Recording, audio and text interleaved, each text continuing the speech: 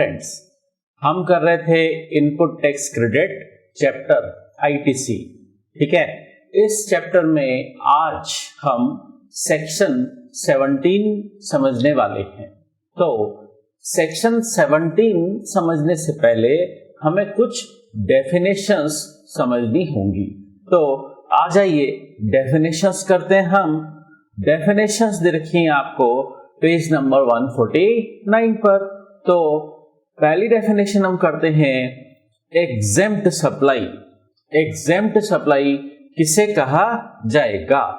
Section 2 clause 47 में exempt supply की definition दे रखी है। तो एग्जेम्प्ट सप्लाई किसे कहेंगे हम? सप्लाई ऑफ एनी गुड्स और सर्विस और both which attracts nil rate of tax, जिस पर टैक्स रेट निल है, एंड या फिर हम कहें which may be wholly exempt from tax, जिसको गवर्नमेंट ने होली एग्जेम्प्ट कर रखा है under section 11 of CGST act या सेक्शन 6 ऑफ आईजीएसटी एक्ट। ठीक है, मतलब वो होली एग्जेम्प्ट है, नोटिफिकेशन के थ्रू उसे होली एग्जेम्प्ट कर दिया गया। और इसमें शामिल है इंक्लूड्स नॉन टैक्सेबल सप्लाई। और जीएसटी में नॉन टैक्सेबल सप्लाई का मतलब क्या है बताइए? Alcoholic liquor for human consumption और 5 पेट्रोलियम प्रोडक्ट्स।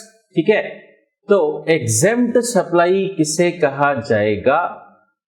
ऐसी सप्लाई जिस पर टैक्स रेट निल है, या जो होली एग्जेम्प्ट है, या जो नॉन टैक्सेबल सप्लाई है जिस पर जीएसटी नहीं लगता, तो उसे एग्जेम्प्ट सप्लाई कहा जाएगा। ये सेक्शन 2 क्लॉज 47 में डेफिनेशन दे रखी है। अच्छा, यहां पर एक वर्ड यूज रखा है non taxable supply. Non taxable supply किसको बोलेंगे? नॉन टैक्सेबल सप्लाई की भी डेफिनेशन दे रखी है। तो नॉन टैक्सेबल सप्लाई की डेफिनेशन पेज नंबर 150 पर आ जाइए। पेज नंबर 150 पर नॉन टैक्सेबल सप्लाई की डेफिनेशन दे रखी है सेक्शन 2 क्लॉज 78 में। नॉन टैक्सेबल सप्लाई किसको बोलेंगे? Means A supply of goods और सर्विस और both which is not leviable to tax under this act। ऐसी सप्लाई जिस पर टैक्स लेविएबल नहीं है अंडर दिस एक्ट और अंडर आईजीएसटी एक्ट। और हम बात कर चुके हैं कि नॉन टैक्सेबल सप्लाई किसको बोलते हैं? Alcoholic liquor for human consumption और 5 पेट्रोलियम प्रोडक्ट्स। ठीक है, तो exempt supply includes non taxable supply. ठीक है, एग्जेम्प्ट सप्लाई की डेफिनेशन इस पूरे चैप्टर में आगे भी काम आएगी। ठीक है, तो एग्जेम्प्ट सप्लाई की डेफिनेशन हमने समझी और उसके अंदर दे रखा था कि exempt supply includes non taxable supply, और नॉन टैक्सेबल सप्लाई की भी डेफिनेशन हमने समझ ली। अब आइए, अब ये डेफिनेशन समझने के बाद इसी पेज पर आइए जीरो रेटेड सप्लाई की डेफिनेशन दे रखी है। बट जीरो रेटेड सप्लाई की डेफिनेशन आपको सीजीएसटी एक्ट में नहीं दे रखी है, आईजीएसटी एक्ट के सेक्शन 16 सबसेक्शन 1 में दे रखी है। क्या है डेफिनेशन? जीरो रेटेड सप्लाई, देखिए, एक ऐसी सप्लाई जिस पर टैक्स रेट निल होती है। क्या उसको बोलेंगे कि हम वो जीरो रेटेड सप्लाई है? बोलो नहीं। क्यों? देखो, जब हमने एग्जेम्प्ट सप्लाई की डेफिनेशन पढ़ी थी उसके अंदर दे रखा था एग्जेम्प्ट सप्लाई मतलब क्या? Which attracts nil rate of tax, जिस पर टैक्स रेट निल है।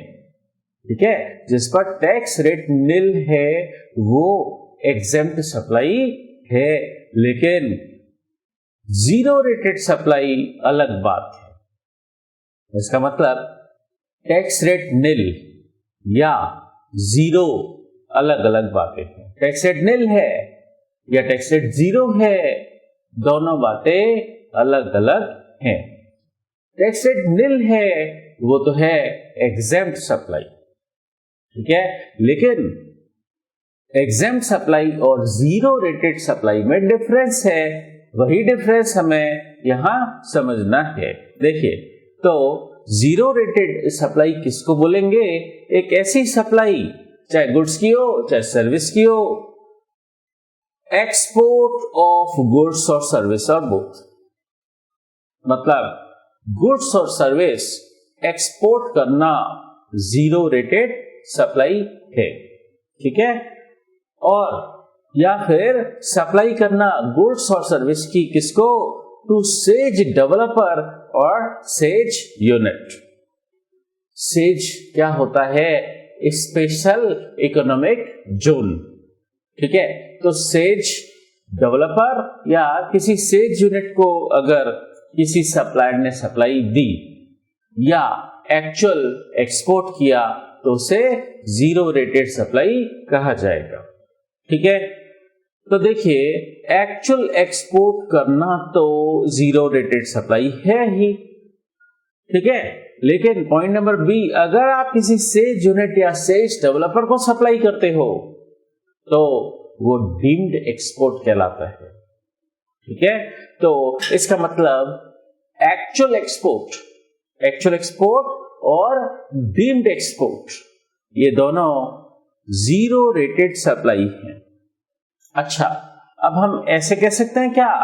Exports are 0 rated supply, exports are 0 rated supply, ठीक है। अच्छा, अब बताइए कि एग्जेम्प्ट सप्लाई और 0 रेटेड सप्लाई में क्या डिफरेंस है?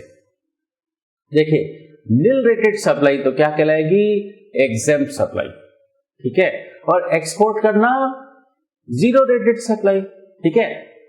अब बताइए, एग्जेम्प्ट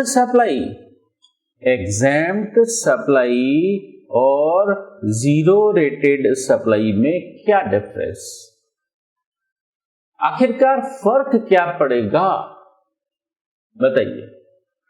देखिए, एग्जेम्प्ट सप्लाई अगर आप करते हैं, आप एग्जेम्प्ट सप्लाई के सप्लायर हैं, तो आपको आईटीसी का बेनिफिट नहीं मिलेगा, ठीक है।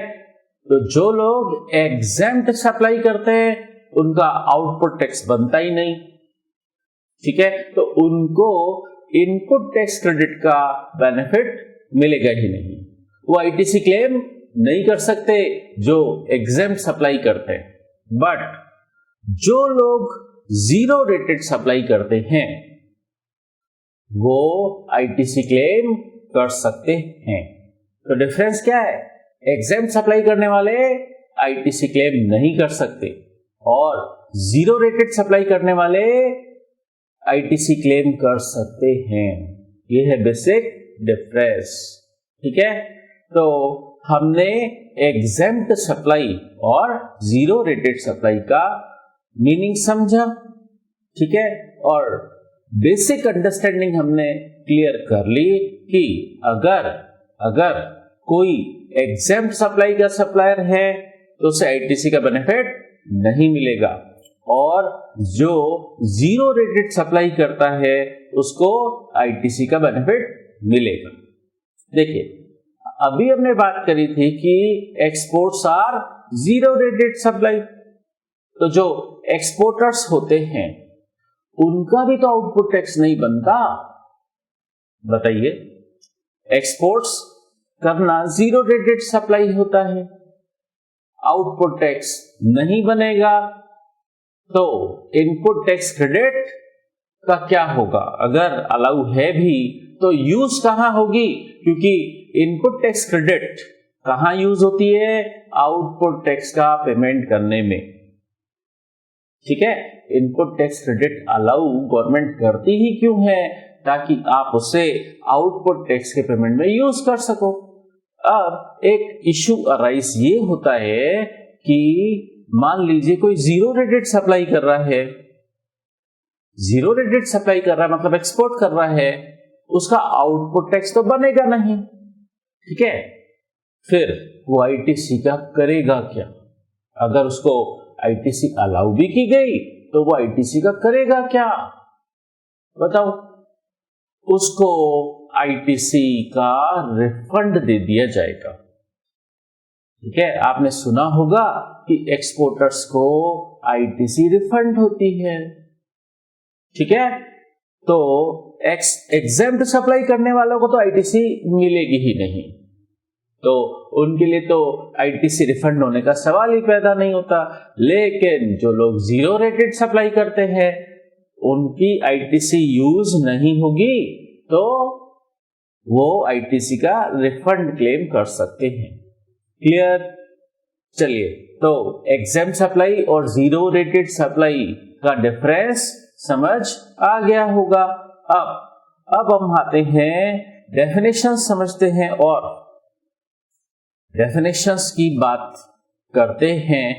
एक डेफिनेशन हम समझते हैं इनपुट सर्विस डिस्ट्रीब्यूटर की।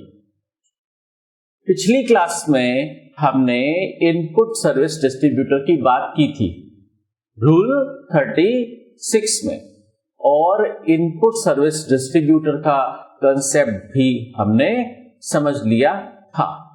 आपको ध्यान होगा हमने एक चार्ट बनाया था, ये देखो, इनपुट सर्विस डिस्ट्रीब्यूटर।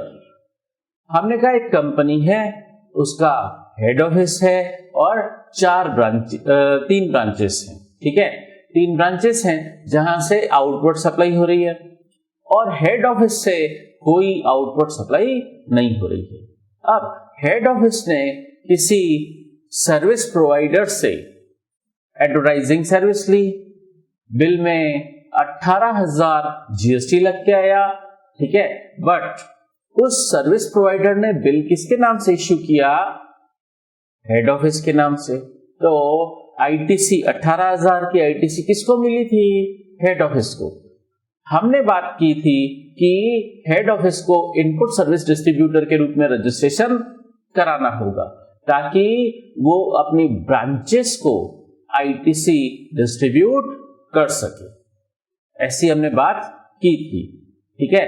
तो इनपुट सर्विस डिस्ट्रीब्यूटर की डेफिनेशन हम डिटेल में बात करते हैं। तो देखिए, इनपुट सर्विस डिस्ट्रीब्यूटर की definition. Input service distributor ISD की डेफिनेशन है means and office of the supplier of goods और सर्विस और बोथ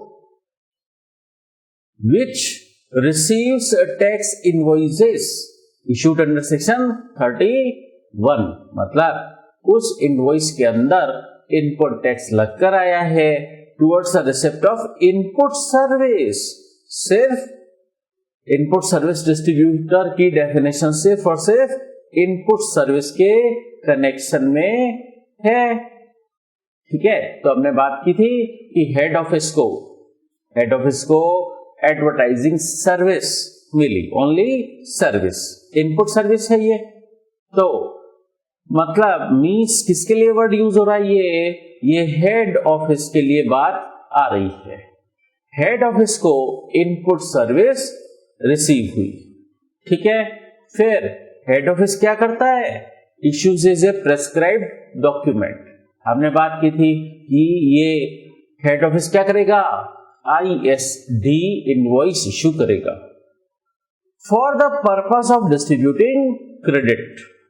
हमने बात करी थी कि ये हेड ऑफिस क्रेडिट डिस्ट्रीब्यूशन के लिए ISD इनवॉइस इश्यू करेगा, ठीक है।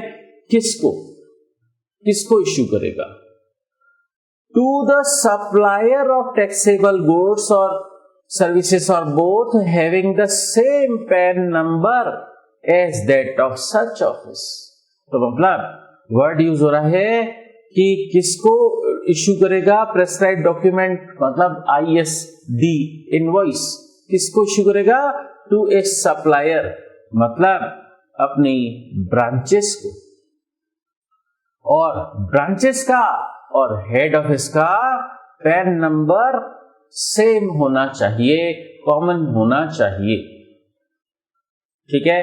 हेड ऑफिस और ब्रांचेस का पैन नंबर सेम होना चाहिए। हमने ये बात की थी, देखिए हमने ये बात की थी कि ये जो हेड ऑफिस है और ये जो ब्रांचेस हैं 3, वो एक कंपनी की ही हैं और पैन नंबर सेम, मतलब head office and all branches का पैन नंबर सेम है, तभी हेड ऑफिस ब्रांचेस को क्रेडिट डिस्ट्रीब्यूट कर पाएगा। ठीक है, तो ये हमने इनपुट सर्विस डिस्ट्रीब्यूटर की डेफिनेशन समझी। तो अब आगे बात करते हैं, देखिए आगे बात करें इनपुट सर्विस डिस्ट्रीब्यूटर की डेफिनेशन के बाद आते हैं हम आउटपुट टैक्स की डेफिनेशन समझते। आउटपुट टैक्स किसको बोलेंगे? In relation to a taxable person. Output tax की डेफिनेशन टैक्सेबल पर्सन के कनेक्शन में दे रखी है। Means the tax chargeable under this act on taxable supply of goods और सर्विस ऑफ बोथ। ठीक है, तो मतलब क्या आउटपुट टैक्स? मतलब ऐसा टैक्स जो किसी आउटवर्ड टैक्सेबल सप्लाई पर लगाया गया है, चार्ज किया गया है। ठीक है, मेड बाय हिम, ऐसी सप्लाई जो वो कर रहा है, मतलब आउटवर्ड सप्लाई, और by his agent, but excludes the tax payable by him on reverse charge basis. मतलब क्या? एक्सक्लूड किया जा रहा है tax payable by him on RCM basis. अरे आरसीएम बेसिस वाला टैक्स किसको देना पड़ता है? किस पर देना पड़ता है? किस पर देना पड़ता है? इनवर्ड सप्लाई पर देना पड़ता है। तो चूंकि आरसीएम वाला टैक्स इनवर्ड सप्लाई पर देना पड़ता है, तो वो तो इनपुट टैक्स हुआ। ठीक है, आरसीएम वाला टैक्स इनवर्ड सप्लाई पर देना पड़ता है। ठीक है, तो वो इनपुट टैक्स हुआ, तो उसे आउटपुट टैक्स से एक्सक्लूड कर दिया। तो output tax exclude tax payable by him on RCM basis, क्योंकि आरसीएम बेसिस वाला टैक्स इनवर्ड सप्लाई पर दिया जाता है। मतलब आउटपुट टैक्स किस पे होना चाहिए? आउटवर्ड सप्लाई पर। ठीक है, तो आरसीएम वाला टैक्स इनवर्ड सप्लाई पर लगता है। ठीक है, ये बात इनपुट टैक्स की भी हमने जब डेफिनेशन पढ़ी थी, वहां हमने बात की थी कि आरसीएम वाला टैक्स इनवर्ड सप्लाई पर लगता है, इसलिए उसे इनपुट टैक्स कहा जाएगा। देखो ये हमने बात की थी ना इनपुट टैक्स की डेफिनेशन में। इनपुट टैक्स की डेफिनेशन में हमने बात की थी इंक्लूड्स, और ये हमने बी से लेकर ई तक पॉइंट्स किए थे। आरसीएम वाला टैक्स चूंकि ये इनवर्ड सप्लाई पर लगता है, ठीक है, तो इसे क्या बोलेंगे? Input tax. तो चूंकि आरसीएम वाला टैक्स इनवर्ड सप्लाई पर लगता है, तो इसे इनपुट टैक्स बोलेंगे। इसलिए ही इसे आउटपुट टैक्स की डेफिनेशन से एक्सक्लूड कर दिया गया था। क्लियर? बात समझ आई?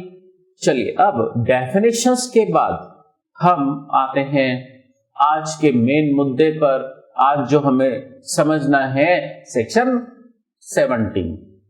तो सेक्शन 17 समझने से पहले हमें ये सारी डेफिनेशंस पढ़ना जरूरी है। बात समझे? चलो अब हम करते हैं सेक्शन 17 शुरू करते हैं। आ जाइए, पेज नंबर आपके दे रखा है 157 पर। पेज नंबर 157 पर आपको दे रखा है सेक्शन 17। सेक्शन 17 दो बातें कवर करता है। क्या दो बातें क्या कवर करता है? एक तो अपॉर्शनमेंट ऑफ क्रेडिट, मतलब आईटीसी अलोकेशन, और दूसरा है ब्लॉक्ड क्रेडिट। तो apportionment of credit ITC allocate की जाएगी, किसमें की जाएगी वो हम समझेंगे। तो सेक्शन 17 आईटीसी अपॉर्शनमेंट की बात करता है और ब्लॉक्ड क्रेडिट की बात करता है। दो बातें, अपॉर्शनमेंट ऑफ क्रेडिट और ब्लॉक्ड क्रेडिट। ये ब्लॉक्ड क्रेडिट क्या होता है, बहुत ही इंपॉर्टेंट कंसेप्ट है। ब्लॉक्ड क्रेडिट के बारे में हम पढ़ेंगे सेक्शन 17 सबसेक्शन 5 में। तो सेक्शन 17 में सबसेक्शन 5 आएगा, वहां पर ब्लॉक्ड क्रेडिट दे रखा है। वहां पर हम पढ़ेंगे कुछ इनवर्ट सप्लाई पर इनपुट टैक्स लगकर भी आएगा, तब भी उसकी क्रेडिट अलाउ नहीं होगी। क्यों? क्योंकि उसकी क्रेडिट को गवर्नमेंट ने ब्लॉक कर दिया है। मतलब गवर्नमेंट उन इनवर्ट सप्लाई के रेस्पेक्ट पे जो इनपुट टैक्स है उसकी क्रेडिट नहीं देना चाहती, इसलिए गवर्नमेंट ने उसकी आईटीसी, उन इनवर्ट सप्लाईज की आईटीसी को ब्लॉक कर दिया सेक्शन 17 सबसेक्शन 5 में। क्लियर? तो वो हम आगे चलकर पढ़ेंगे। चलिए अब हम सेक्शन 17 का पहला पार्ट पढ़ते हैं, अपॉर्शनमेंट ऑफ क्रेडिट। दूसरा पार्ट क्या होगा? Blocked credit. तो पहला पार्ट अपॉर्शनमेंट ऑफ क्रेडिट। आइए सेक्शन 17 के अंदर सब सेक्शन 1 दे रखा है कि कुछ केसेस में आईटीसी पूरी नहीं मिलेगी, आईटीसी प्रोपोर्शनेट कर दी जाएगी। क्यों की जाएगी आईटीसी प्रोपोर्शनेट, क्यों की जाएगी?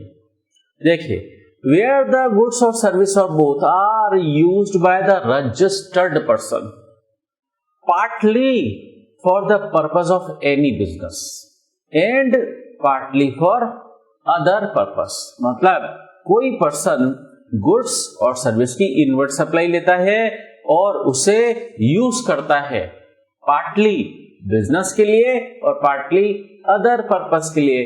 अदर पर्पस मतलब पर्सनल पर्पस। तो invert supply partly business purpose के लिए यूज हुई एंड पार्टली पर्सनल पर्पस के लिए यूज हुई। तो उस इनवर्ट सप्लाई पर जो इनपुट टैक्स लगा है उसकी आईटीसी पूरी मिलनी चाहिए क्या? बताइए। तो उसकी आईटीसी पूरी नहीं मिलेगी, उसकी आईटीसी प्रोपोर्शनेट मिलेगी। तो यहां दे रखा है आपको सेक्शन 17 सबसेक्शन 1 के अंदर, amount of credit shall be restricted, ITC को रेस्ट्रिक्ट किया जाएगा to so much of input tax as is attributable to the purposes of his business. मतलब जितनी इनवर्ट सप्लाई बिजनेस पर्पस के लिए कंज्यूम हुई उतनी ही आईटीसी अलाउ होगी। ठीक है, जितनी इनवर्ट सप्लाई आपके बिजनेस पर्पस के लिए कंज्यूम हुई उसी इनवर्ट सप्लाई के रेस्पेक्ट में आपको प्रोपोर्शनेट क्रेडिट मिलेगी, और जितनी इनवर्ट सप्लाई पर्सनल पर्पस के लिए कंज्यूम हुई उसकी आईटीसी आपको नहीं मिलेगी। तो सेक्शन 17 सबसेक्शन 1 कह रहा है अपॉर्शनमेंट ऑफ क्रेडिट। देखिए, इस बात को हम एग्जांपल से समझते हैं। ए रजिस्टर्ड पर्सन, मान लो एक पार्टनरशिप फर्म है, purchases 5 laptops, but one of the laptop is being used by the son of one of the partners of the firm. मतलब पार्टनर का सन एक लैपटॉप यूज कर रहा है। 5 लैपटॉप पार्टनरशिप फर्म ने खरीदे, ठीक है, उसमें से एक लैपटॉप पार्टनर का सन यूज कर रहा है, मतलब 4 लैपटॉप तो पार्टनरशिप फर्म के बिजनेस में काम आ रहे हैं। तो 5 में से 4 बिजनेस पर्पस के लिए काम आ रहे हैं और एक पर्सनल पर्पस के लिए काम आ रहा है। तो कितनी आईटीसी अलाउ नहीं होगी? ITC will not be available on such laptop as it is used for personal purpose. तो जो एक लैपटॉप पर्सनल पर्पस के लिए यूज हो रहा है उसकी आईटीसी नहीं मिलेगी। ठीक है, तो आपके पास लैपटॉप का बिल है, परचेस का बिल है, उसमें 5 लैपटॉप परचेस किए गए। ठीक है, तो जो भी उस परचेस के बिल में इनपुट टैक्स लगा हुआ है उसकी आईटीसी नहीं मिलेगी उस एक लैपटॉप पर जो पर्सनल पर्पस के लिए यूज में लाया गया। ठीक है, और बाकी के 4 लैपटॉप जो बिजनेस पर्पस में काम आए हैं उनकी आईटीसी अलाउ हो जाएगी, मतलब प्रोपोर्शनेट आईटीसी अलाउ होगी in relation to business use only. Clear? चलिए, अब प्रोपोर्शनेट आईटीसी की बात एक और सेक्शन में दे रखी है, सेक्शन 17 का ही सब सेक्शन 2। वहां क्या दे रखा है? आईटीसी का फिर अपॉर्शनमेंट होगा वेयर एनी गुड्स और सर्विस और both are used by the registered person. Inward supply ली गई, उसे यूज किया गया कहां पर? Partly for effecting taxable supply and partly for effecting exempt supply. तो आपने कोई इनवर्ट सप्लाई ली, उसको आपने कंज्यूम किया पार्टली अपनी टैक्सेबल आउटवर्ड सप्लाई देने के लिए और पार्टली अपनी एग्जेम्प्ट आउटवर्ड सप्लाई देने के लिए। तो इस सिचुएशन में भी आपको आईटीसी प्रोपोर्शनेट अलाउ होगी। अच्छा, यहां पर एक खास बात और दे रखी है कि टैक्सेबल सप्लाई के अंदर हम जीरो रेटेड सप्लाई शामिल करेंगे। ठीक है, तो टैक्सेबल सप्लाई के अंदर जीरो रेटेड सप्लाईज को इंक्लूड किया जाएगा। क्लियर? तो आपने कोई इनवर्ट सप्लाई ली, आपने उसको पार्टली कहां यूज किया? अपनी टैक्सेबल आउटवर्ड सप्लाई देने के लिए और पार्टली एग्जेम्प्ट आउटवर्ड सप्लाई देने के लिए। तो उस सिचुएशन में आईटीसी प्रोपोर्शनेट मिलेगी। कितना प्रोपोर्शन मिलेगा? The amount of credit shall be restricted. Credit को रेस्ट्रिक्ट किया जाएगा to so much of input tax, उस एक्सटेंट तक क्रेडिट को रेस्ट्रिक्ट किया जाएगा as is attributable to such taxable supply. मतलब जितनी वो इनवर्ट सप्लाई कहां कंज्यूम हुई? टैक्सेबल सप्लाई देने के लिए, इंक्लूडिंग जीरो रेटेड सप्लाईज। ठीक है, मतलब आपने कोई इनवर्ट सप्लाई ली, आपने उसको अपनी टैक्सेबल आउटवर्ड सप्लाई में भी कंज्यूम किया पार्टली और अपनी एग्जेम्प्ट सप्लाई देने के लिए भी कंज्यूम किया पार्टली। ठीक है, तो आपको आईटीसी कितनी अलाउ होगी? जितनी वो आपने इनवर्ट सप्लाई अपनी टैक्सेबल सप्लाई आउटवर्ड सप्लाई देने के लिए कंज्यूम की, टू दैट एक्सटेंट ही आपको अलाउ होगी आईटीसी। ठीक है, एग्जाम्पल दे रखा है, एग्जाम्पल से समझते हैं। देखो, out of 10 containers purchased by registered person, registered person ने 10 कंटेनर परचेस किए, engaged in taxable supply of goods, और वो रजिस्टर्ड पर्सन टैक्सेबल सप्लाई करता है, लेकिन 10 कंटेनर में से 5 यूज हुए for storing non taxable goods, मतलब एग्जेम्प्ट सप्लाई के लिए। ऐसे गुड्स जो नॉन टैक्सेबल गुड्स है उनको स्टोर करने में वो 5 कंटेनर काम आएंगे, मतलब वो 5 कंटेनर एग्जेम्प्ट सप्लाई के लिए कंज्यूम हुए। जैसे सच एज पेट्रोल वगैरह, पेट्रोलियम पर जीएसटी नहीं है, 5 पेट्रोलियम प्रोडक्ट। ठीक है, बाकी के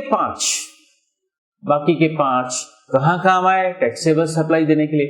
तो 5 कंटेनर एग्जेम्प्ट सप्लाई के लिए यूज हुए और 5 कंटेनर टैक्सेबल सप्लाई के लिए यूज हुए। तो आईटीसी कितनी अलाउ नहीं होगी? ITC on 5 containers used for non taxable goods can not be availed. ठीक है, तो वो 5 कंटेनर जो पेट्रोलियम स्टोर करने के लिए यूज हुए उसके रेस्पेक्ट में आईटीसी अलाउ नहीं होगी। क्लियर? तो इस बात को हम इस तरीके से समझ सकते हैं। देखिए, आपने कोई इनवर्ट सप्लाई ली, चाहे गुड्स की ली चाहे सर्विस की ली। अब आप आउटवर्ड सप्लाई कर रहे हैं। वो आउटवर्ड सप्लाई पार्टली आपकी बिजनेस पर्पस के लिए है एंड पार्टली पर्सनल पर्पस के लिए है। ठीक है, तो जितनी inward supply partly business purpose में कंज्यूम हुई टू दैट एक्सटेंट ही आईटीसी अलाउ होगी। ऐसा सेक्शन 17 के सबसेक्शन 1 में दे रखा था। क्लियर? और जो आपने इनवर्ट सप्लाई ली और उसको यूज किया आउटवर्ड सप्लाई देने में, पार्टली टैक्सेबल सप्लाई और पार्टली एग्जेम्प्ट सप्लाई के लिए, तो उस केस में भी प्रोपोर्शनेट आईटीसी अलाउ होगी। ऐसा सेक्शन 17 सबसेक्शन 2 में दे रखा है। ठीक है, तो कुल मिलाकर आपको आईटीसी कितनी अलाउ होगी? जो इनवर्ट सप्लाई आपने प्रोपोर्शनेटली बिजनेस पर्पस के लिए यूज की है या टैक्सेबल सप्लाई देने के लिए यूज की है, उसकी आईटीसी तो आपको अलाउ हो जाएगी। लेकिन जो इनवर्ट सप्लाई आपने पर्सनल पर्पस के लिए यूज की है या ऐसी आउटवर्ड सप्लाई देने के लिए यूज की है जो एग्जेम्प्ट है, तो फिर उसकी आईटीसी आपको अलाउ नहीं होगी। तो आपने अगर इनवर्ट सप्लाई को कंज्यूम किया है बिजनेस पर्पस के लिए या टैक्सेबल सप्लाई देने के लिए, तो आपको आईटीसी अलाउ हो जाएगी। लेकिन अगर आपने इस इनवर्ट सप्लाई को कंज्यूम किया है पर्सनल पर्पस के लिए या एग्जेम्प्ट सप्लाई देने के लिए, तो आपको आईटीसी अलाउ नहीं होगी। बात समझ आई?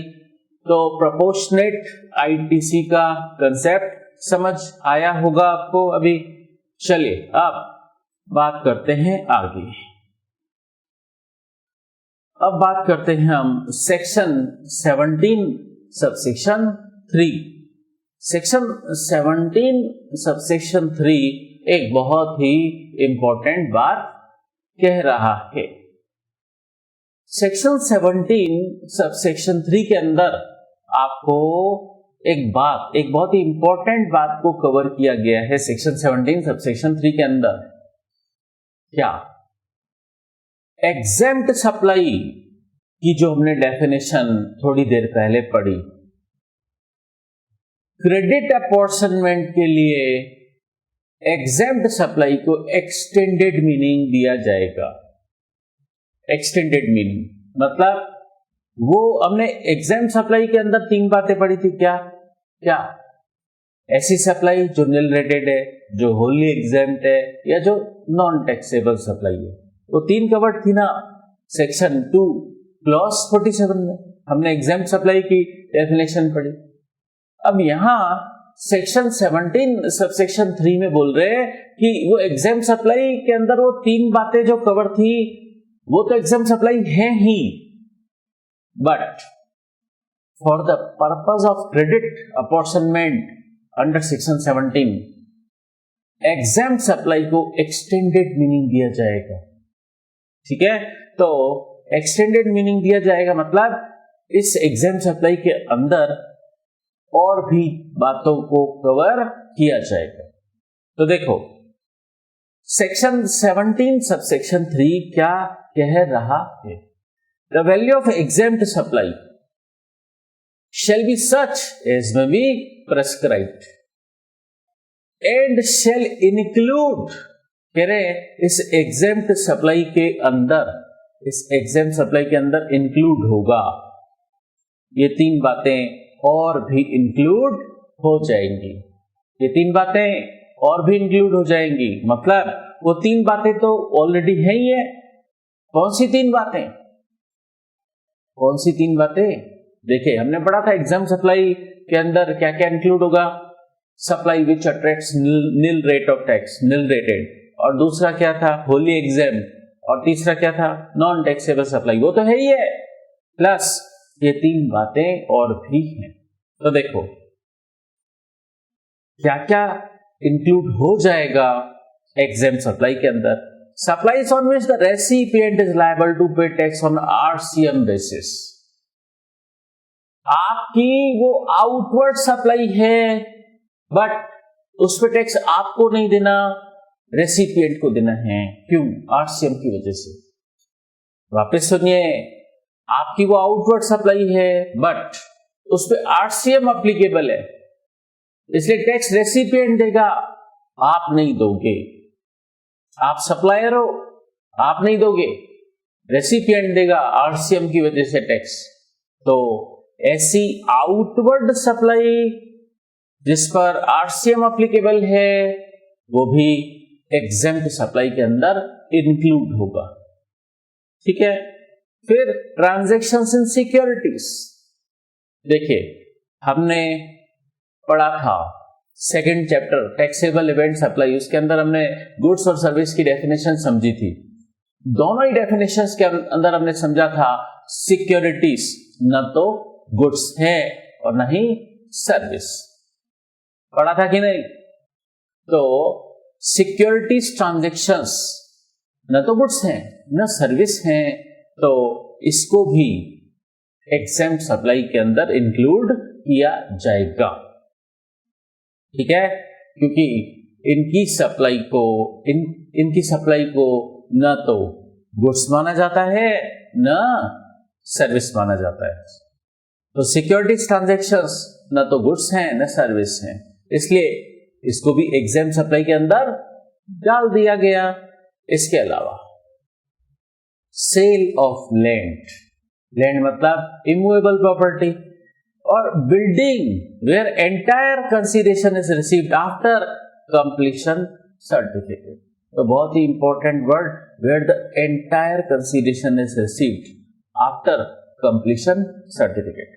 तो या तो सेल ऑफ लैंड है या सेल ऑफ बिल्डिंग है, जहां पर एंटायर पूरा का पूरा कंसीडरेशन कंस्ट्रक्शन कंप्लीशन सर्टिफिकेट के बाद मिला। तो बताइए उस पे जीएसटी नहीं लगता है ना? ऐसा आप पढ़ चुके हो ना? कहां पढ़ चुके हो? आपको ध्यान है जब आपने शेड्यूल 3 पढ़ी थी, शेड्यूल 3 के अंदर पैरा 5 सेम लैंग्वेज थी उधर, मतलब ये पॉइंट तो एक तरीके से शेड्यूल 3 से निकल कर आ रहा है। ठीक है, शेड्यूल 3 से ही निकल के आ रहा है एक पॉइंट। तो सेल ऑफ लैंड और sale of building where entire consideration is received after completion certificate, इसे भी एग्जेम्प्ट सप्लाई माना जाएगा। तो देखो एग्जेम्प्ट सप्लाई के अंदर क्या क्या कवर हो गया। देखो एग्जेम्प्ट सप्लाई के अंदर क्या क्या कवर हो गया। एग्जेम्प्ट सप्लाई को एक्सटेंडेड मीनिंग दिया जाएगा, मतलब क्या?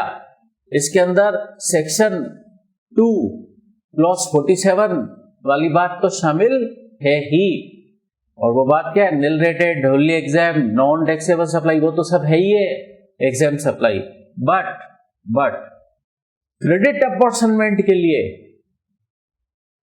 इस एग्जाम सप्लाई को एक्सटेंडेड मीनिंग दिया जाएगा। तो यहां 3 बातें हैं और एक्सटेंडेड मीनिंग के अंदर भी 3 बातें हैं, टोटल 6 बातों को एग्जेम्प्ट सप्लाई कहा जाएगा। इसके लिए सिर्फ और सिर्फ क्रेडिट अपॉर्शनमेंट के लिए। ठीक है, मतलब only for the purpose of section 17, extended meaning only for the purpose of section 17 दिया जाएगा, मतलब क्रेडिट अपॉर्शनमेंट के लिए ही एग्जेम्प्ट सप्लाई को एक्सटेंडेड मीनिंग दिया जाएगा। बात समझे? ठीक है, तो आगे चलकर हम पढ़ेंगे कि सेक्शन 17 क्रेडिट अपॉर्शनमेंट हमें करना होगा। उसके लिए हम पढ़ेंगे आगे चलकर रूल 42, 43, दो रूल पढ़ेंगे, रूल 42 और 43। रूल 42 इनपुट और इनपुट सर्विस के क्रेडिट अपॉर्चनमेंट के लिए काम आएगा, और रूल 43 कैपिटल गुड्स के क्रेडिट अपॉर्चनमेंट के लिए काम आएगा। क्लियर? तो एग्जेम्प्ट सप्लाई को एक्सटेंडेड मीनिंग दिया जाएगा for the purpose of section 17। बात समझ आई? वैसे तो एग्जेम्प्ट सप्लाई की नॉर्मल डेफिनेशन हमने इस चैप्टर के स्टार्ट में पढ़ी, उसमें 3 बातें थी, ठीक है, और 3 और बातों को भी इंक्लूड कर लिया गया only for the purpose of credit apportionment. ठीक है, देखिए नीचे नोट में भी ये बात दे रखी है। The extended meaning of exempt supply is applicable only for the limited purpose of apportionment of credit under section 17। इसका मतलब ये extended meaning तभी काम आएगा कब? जब हम सेक्शन 17 में क्रेडिट अपॉर्चनमेंट की बात करेंगे तो ही। क्लियर? अच्छा, अब एक प्रॉब्लम अराइज होती है। देखिए वो प्रॉब्लम क्या है। इस एक्सटेंडेड मीनिंग का थर्ड पार्ट क्या दे रखा था? Sale of land and sale of building where entire consideration is received after completion certificate, जो कि शेड्यूल 3 में भी कवर्ड था। इसको एग्जेम्प्ट सप्लाई का पार्ट माना गया। ठीक है, तो इसकी वजह से एक प्रॉब्लम अराइज हुई। उस प्रॉब्लम को सॉर्ट आउट करने के लिए गवर्नमेंट ने एक एक्सप्लेनेशन डाला। यहां पर कह रहे हैं सेक्शन 17 सबसेक्शन 3 के लिए एग्जेम्प्ट सप्लाई की जो वैल्यू हम लेते हैं उसके अंदर शेड्यूल 3 की बातों को इंक्लूड नहीं करेंगे सिवाय इस सेल ऑफ लैंड और सेल ऑफ बिल्डिंग के अलावा। ठीक है, ये शेड्यूल 3 की बात है, वैसे इसको तो इंक्लूड कर दिया। ठीक है, तो इश्यू अराइज होता है क्या शेड्यूल 3 की और भी बातें और भी एक्टिविटीज ट्रांजैक्शंस जो शेड्यूल 3 में दे रखी हैं। शेड्यूल 3 क्या है? जीएसटी की नेगेटिव लिस्ट, जिन पे जीएसटी नहीं लगता है। तो क्या वो सारी की सारी एक्टिविटीज ट्रांजैक्शंस जो शेड्यूल 3 में दे रखे हैं उनको भी एग्जेम्प्ट सप्लाई माना जाए क्या? बताइए। मेरा इश्यू ये है, आपको शेड्यूल 3 आपने पढ़ रखी है, वो एक तरीके से जीएसटी की नेगेटिव लिस्ट है।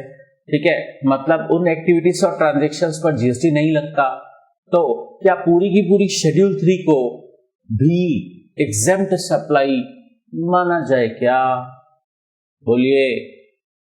तो एक्सप्लेनेशन इंसर्ट करके कहा गया कि हमने सिर्फ और सिर्फ एक बात ही शेड्यूल 3 वाली यहां डाली है, सिर्फ एक बात ही हमने शेड्यूल 3 वाली डाली है, तो सिर्फ उसी बात को आप एग्जेम्प्ट सप्लाई मानो। मतलब शेड्यूल 3 की बाकी बातों को आप एग्जेम्प्ट सप्लाई नहीं मान सकते।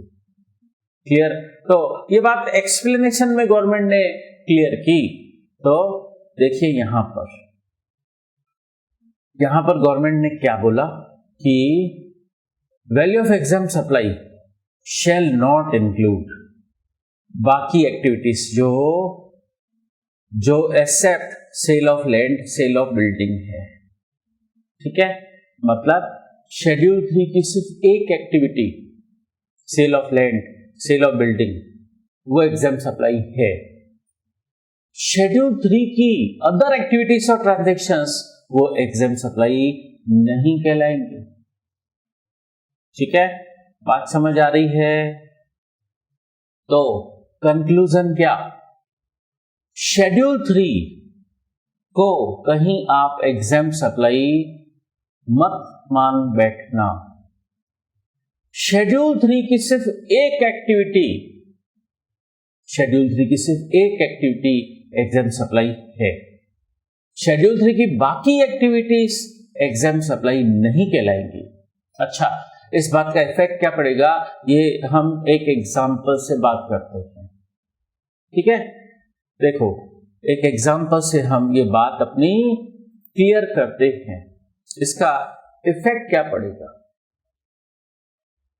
देखिए, analysis of above for other activities and transactions of schedule 3, मतलब other than transaction covered by para 5 of schedule 3, मतलब sale of land, sale of building, where entire consideration is received after completion certificate.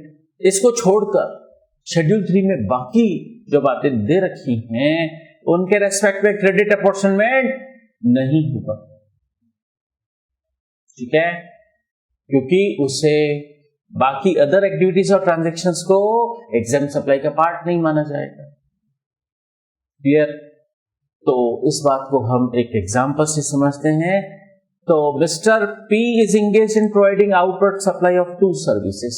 Mister P 2 outward supply करता है 2 services की। पहला है radio taxi for transportation of passengers, ये taxable service है। ठीक है, और दूसरी सर्विस क्या, transportation service of deceased person. हमने पढ़ा था शेड्यूल 3 के अंदर कि डिसीज्ड पर्सन का ट्रांसपोर्टेशन करने के लिए जो गाड़ियां चलती हैं उसके रेस्पेक्ट में अगर ट्रांसपोर्टेशन सर्विस दी जाती है तो वो शेड्यूल 3 में कवर्ड है। ठीक है, तो मिस्टर पी 2 सर्विसेज देता है, एक तो रेडियो टैक्सी की सर्विस और एक डिसीज्ड पर्सन के लिए ट्रांसपोर्टेशन सर्विस। अब ये एक्सप्लेनेशन इंसर्ट करने का कारण क्या था, वो रीजन हम समझते हैं। पहले डिपार्टमेंट का व्यू क्या होता था, क्योंकि transportation service of deceased person वो शेड्यूल 3 में कवर्ड है, वो सप्लाई के स्कोप के बाहर है और उस पर जीएसटी नहीं लगता है, तो इसे एक तरीके से एग्जम्प्ट सप्लाई जैसा ट्रीटमेंट दिया जाए। मतलब क्या, ये बात नेगेटिव लिस्ट में कवर्ड है, तो इसको एक तरीके से एग्जम्प्ट सप्लाई जैसा ट्रीटमेंट दिया जाए। और एग्जम्प्ट सप्लाई जैसा ट्रीटमेंट दिया जाए मतलब क्या, क्रेडिट अपॉर्चनमेंट किया जाए, ऐसा डिपार्टमेंट का व्यू था।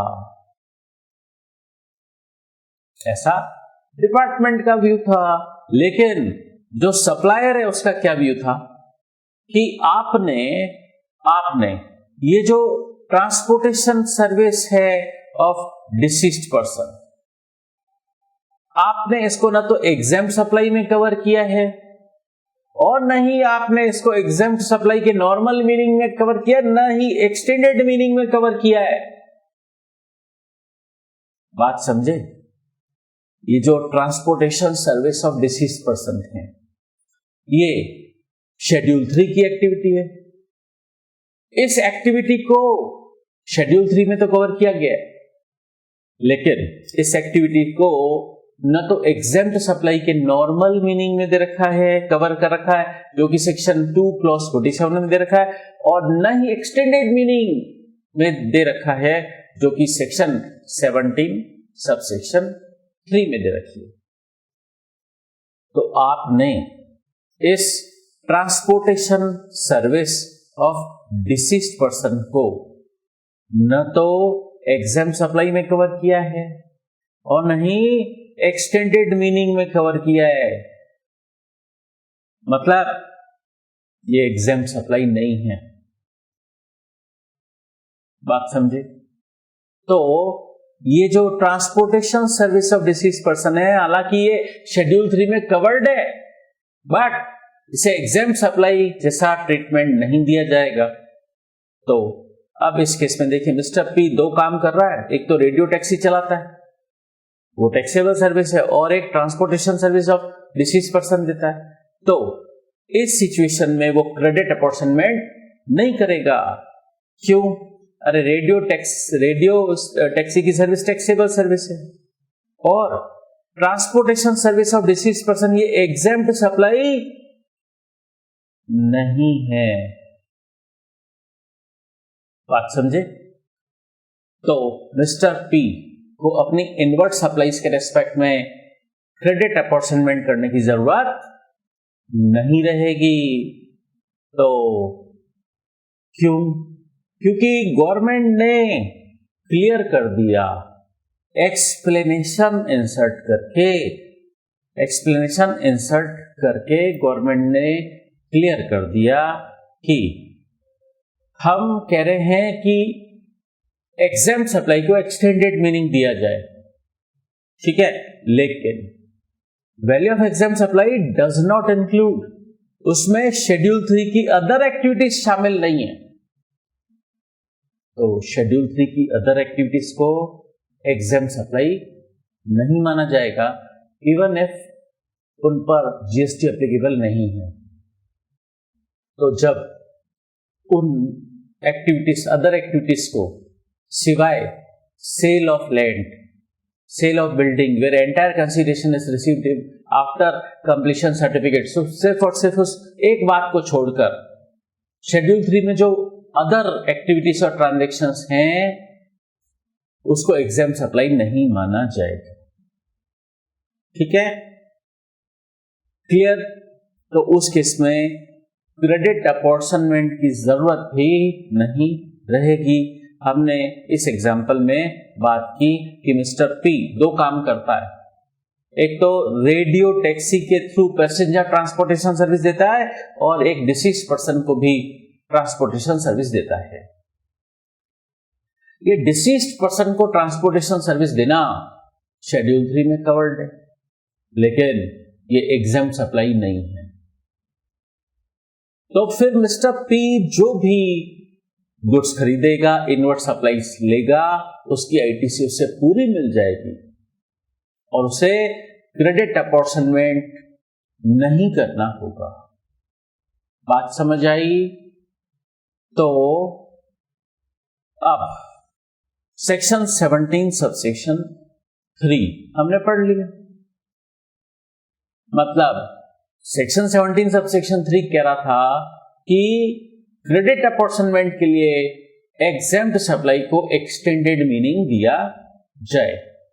उसमें वो 3 एक्टिविटीज शामिल होंगी ही, वो 3 तो शामिल होंगी ही, 3 और भी शामिल होंगी। ठीक है, वो 3 और क्या? वो 3 और क्या जो एक्सटेंडेड मीनिंग के अंदर शामिल होंगी, जो एक्सटेंडेड मीनिंग के अंदर शामिल होंगी। देखो क्या शामिल होंगी? 3 और ऐसी आउटपुट सप्लाई जिसपे आपका रेसिपिएंट आरसीएम की वजह से टैक्स देगा, आप सप्लायर हो, आप नहीं दोगे, और सिक्योरिटीज ट्रांजैक्शन, और sale of land, sale of building where entire consideration is received after completion certificate. तो ये 3 बातें और भी कवर हो जाएंगी एक्सटेंडेड मीनिंग के अंदर। कब? जब भी आप सेक्शन 17 के लिए क्रेडिट अपॉर्शनमेंट करोगे तो एग्जेम्प्ट सप्लाई को एक्सटेंडेड मीनिंग दिया जाएगा। 3+3 टोटल 6 एक्टिविटीज को एग्जेम्प्ट सप्लाई माना जाएगा। क्लियर? चलिए अब बात करते हैं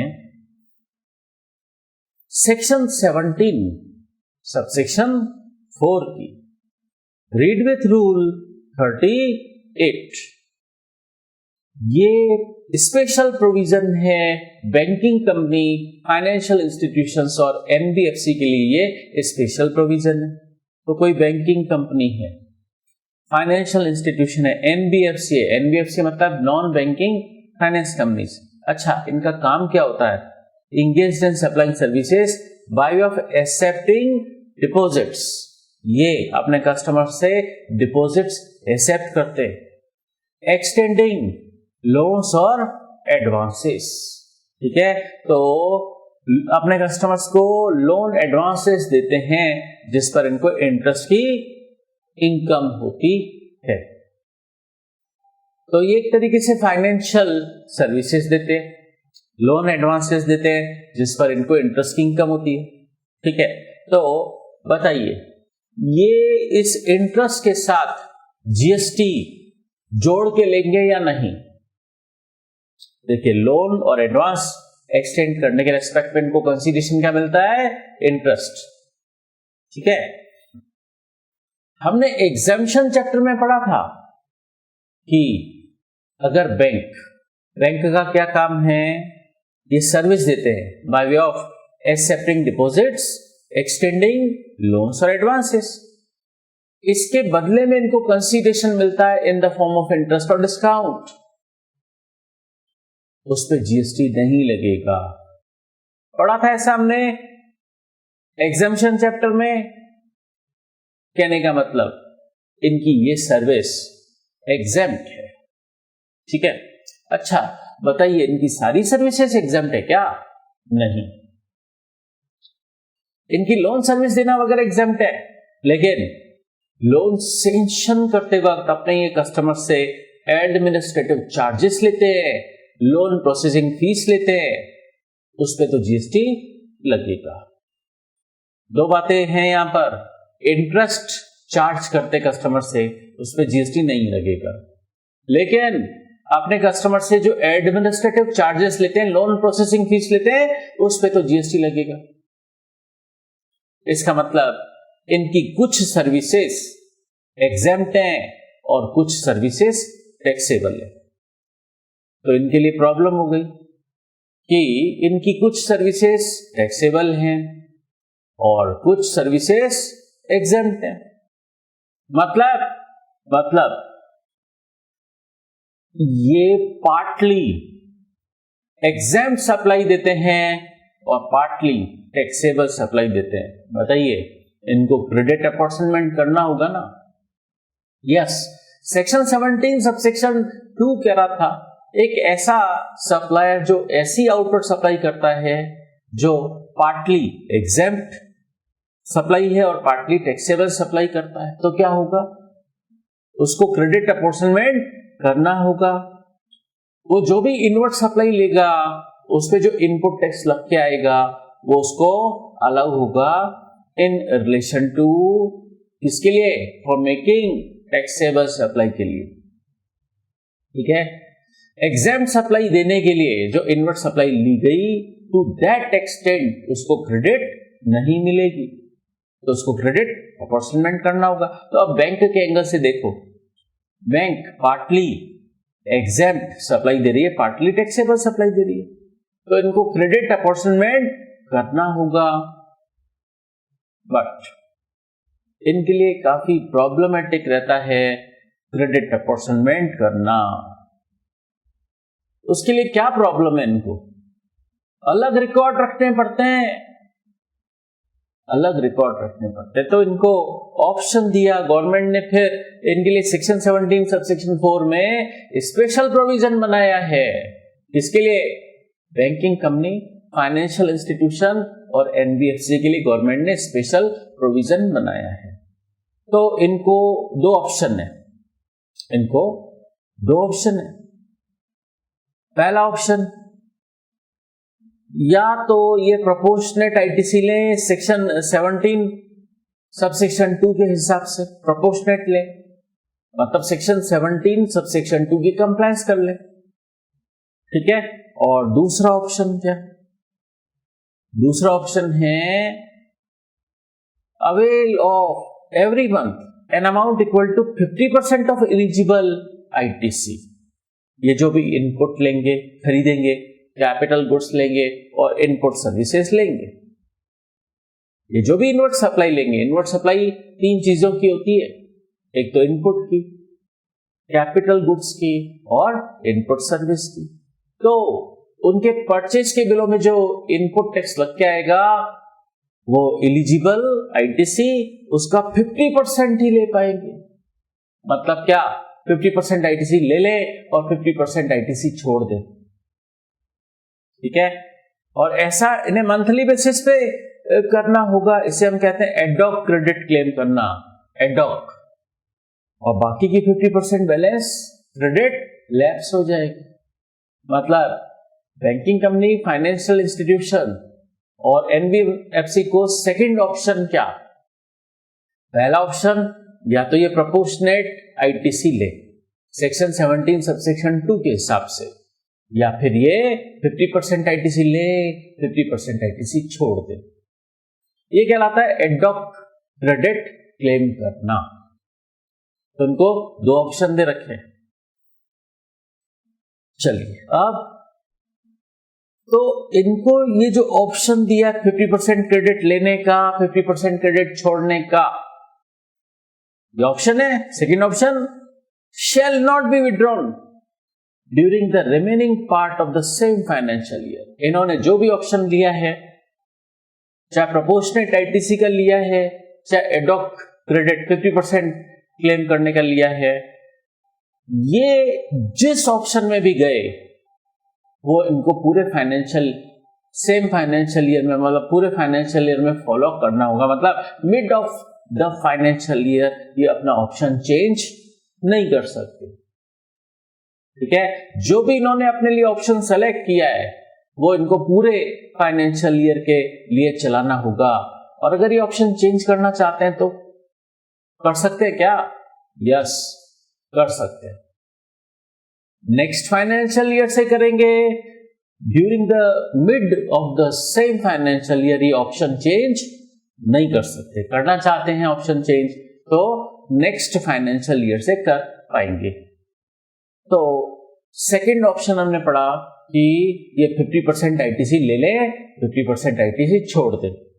लेकिन एक खास बात, एक प्रोविजो दे रखा है, उसमें क्या दे रखा है? The restriction of 50% shall not apply. ये 50% आईटीसी लेने का, 50% छोड़ने का रेस्ट्रिक्शन नहीं लगेगा। किस पर? To the tax paid on supplies made by one registered person to another registered person having the same PAN। तो 50% रेस्ट्रिक्शन काम नहीं आएगा। तो इस बात को हम ऐसे समझते हैं। देखो, मान लो स्टेट बैंक ऑफ इंडिया है, बैंक है SBI, state bank of India, इसकी दो ब्रांचेस हैं।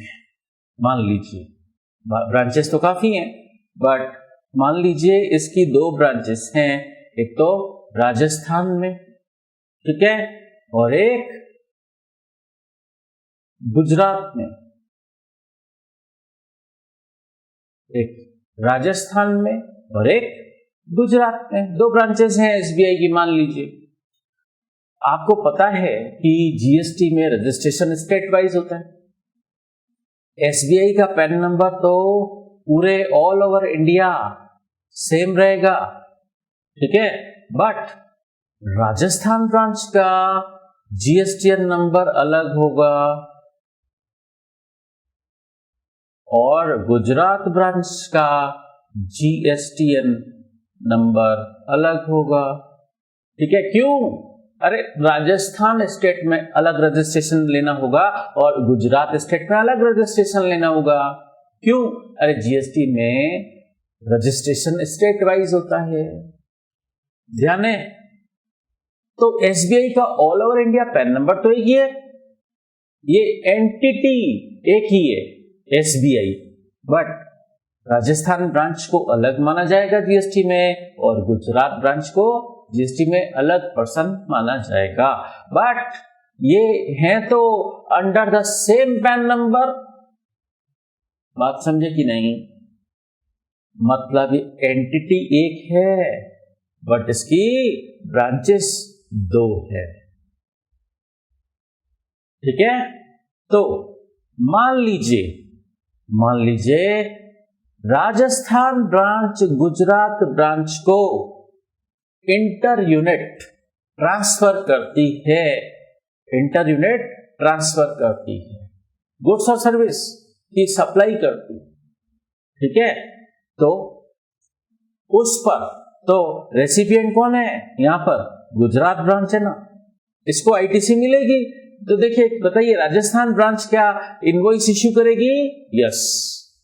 क्यों? अरे हमने सेकेंड चैप्टर में पढ़ा था कि राजस्थान ब्रांच और गुजरात ब्रांच को डिस्टिंक्ट पर्सन माना जाएगा।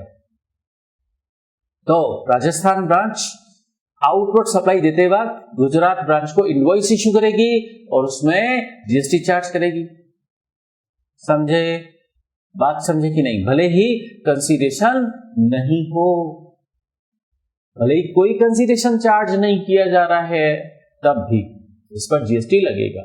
ऐसा हमने सेकंड चैप्टर में टैक्सेबल इवेंट सप्लाई में हमने शेड्यूल फर्स्ट पढ़ी थी कि अगर सप्लाई बिटवीन डिस्टिंक्ट पर्सन होगी तो भी जीएसटी लगेगा।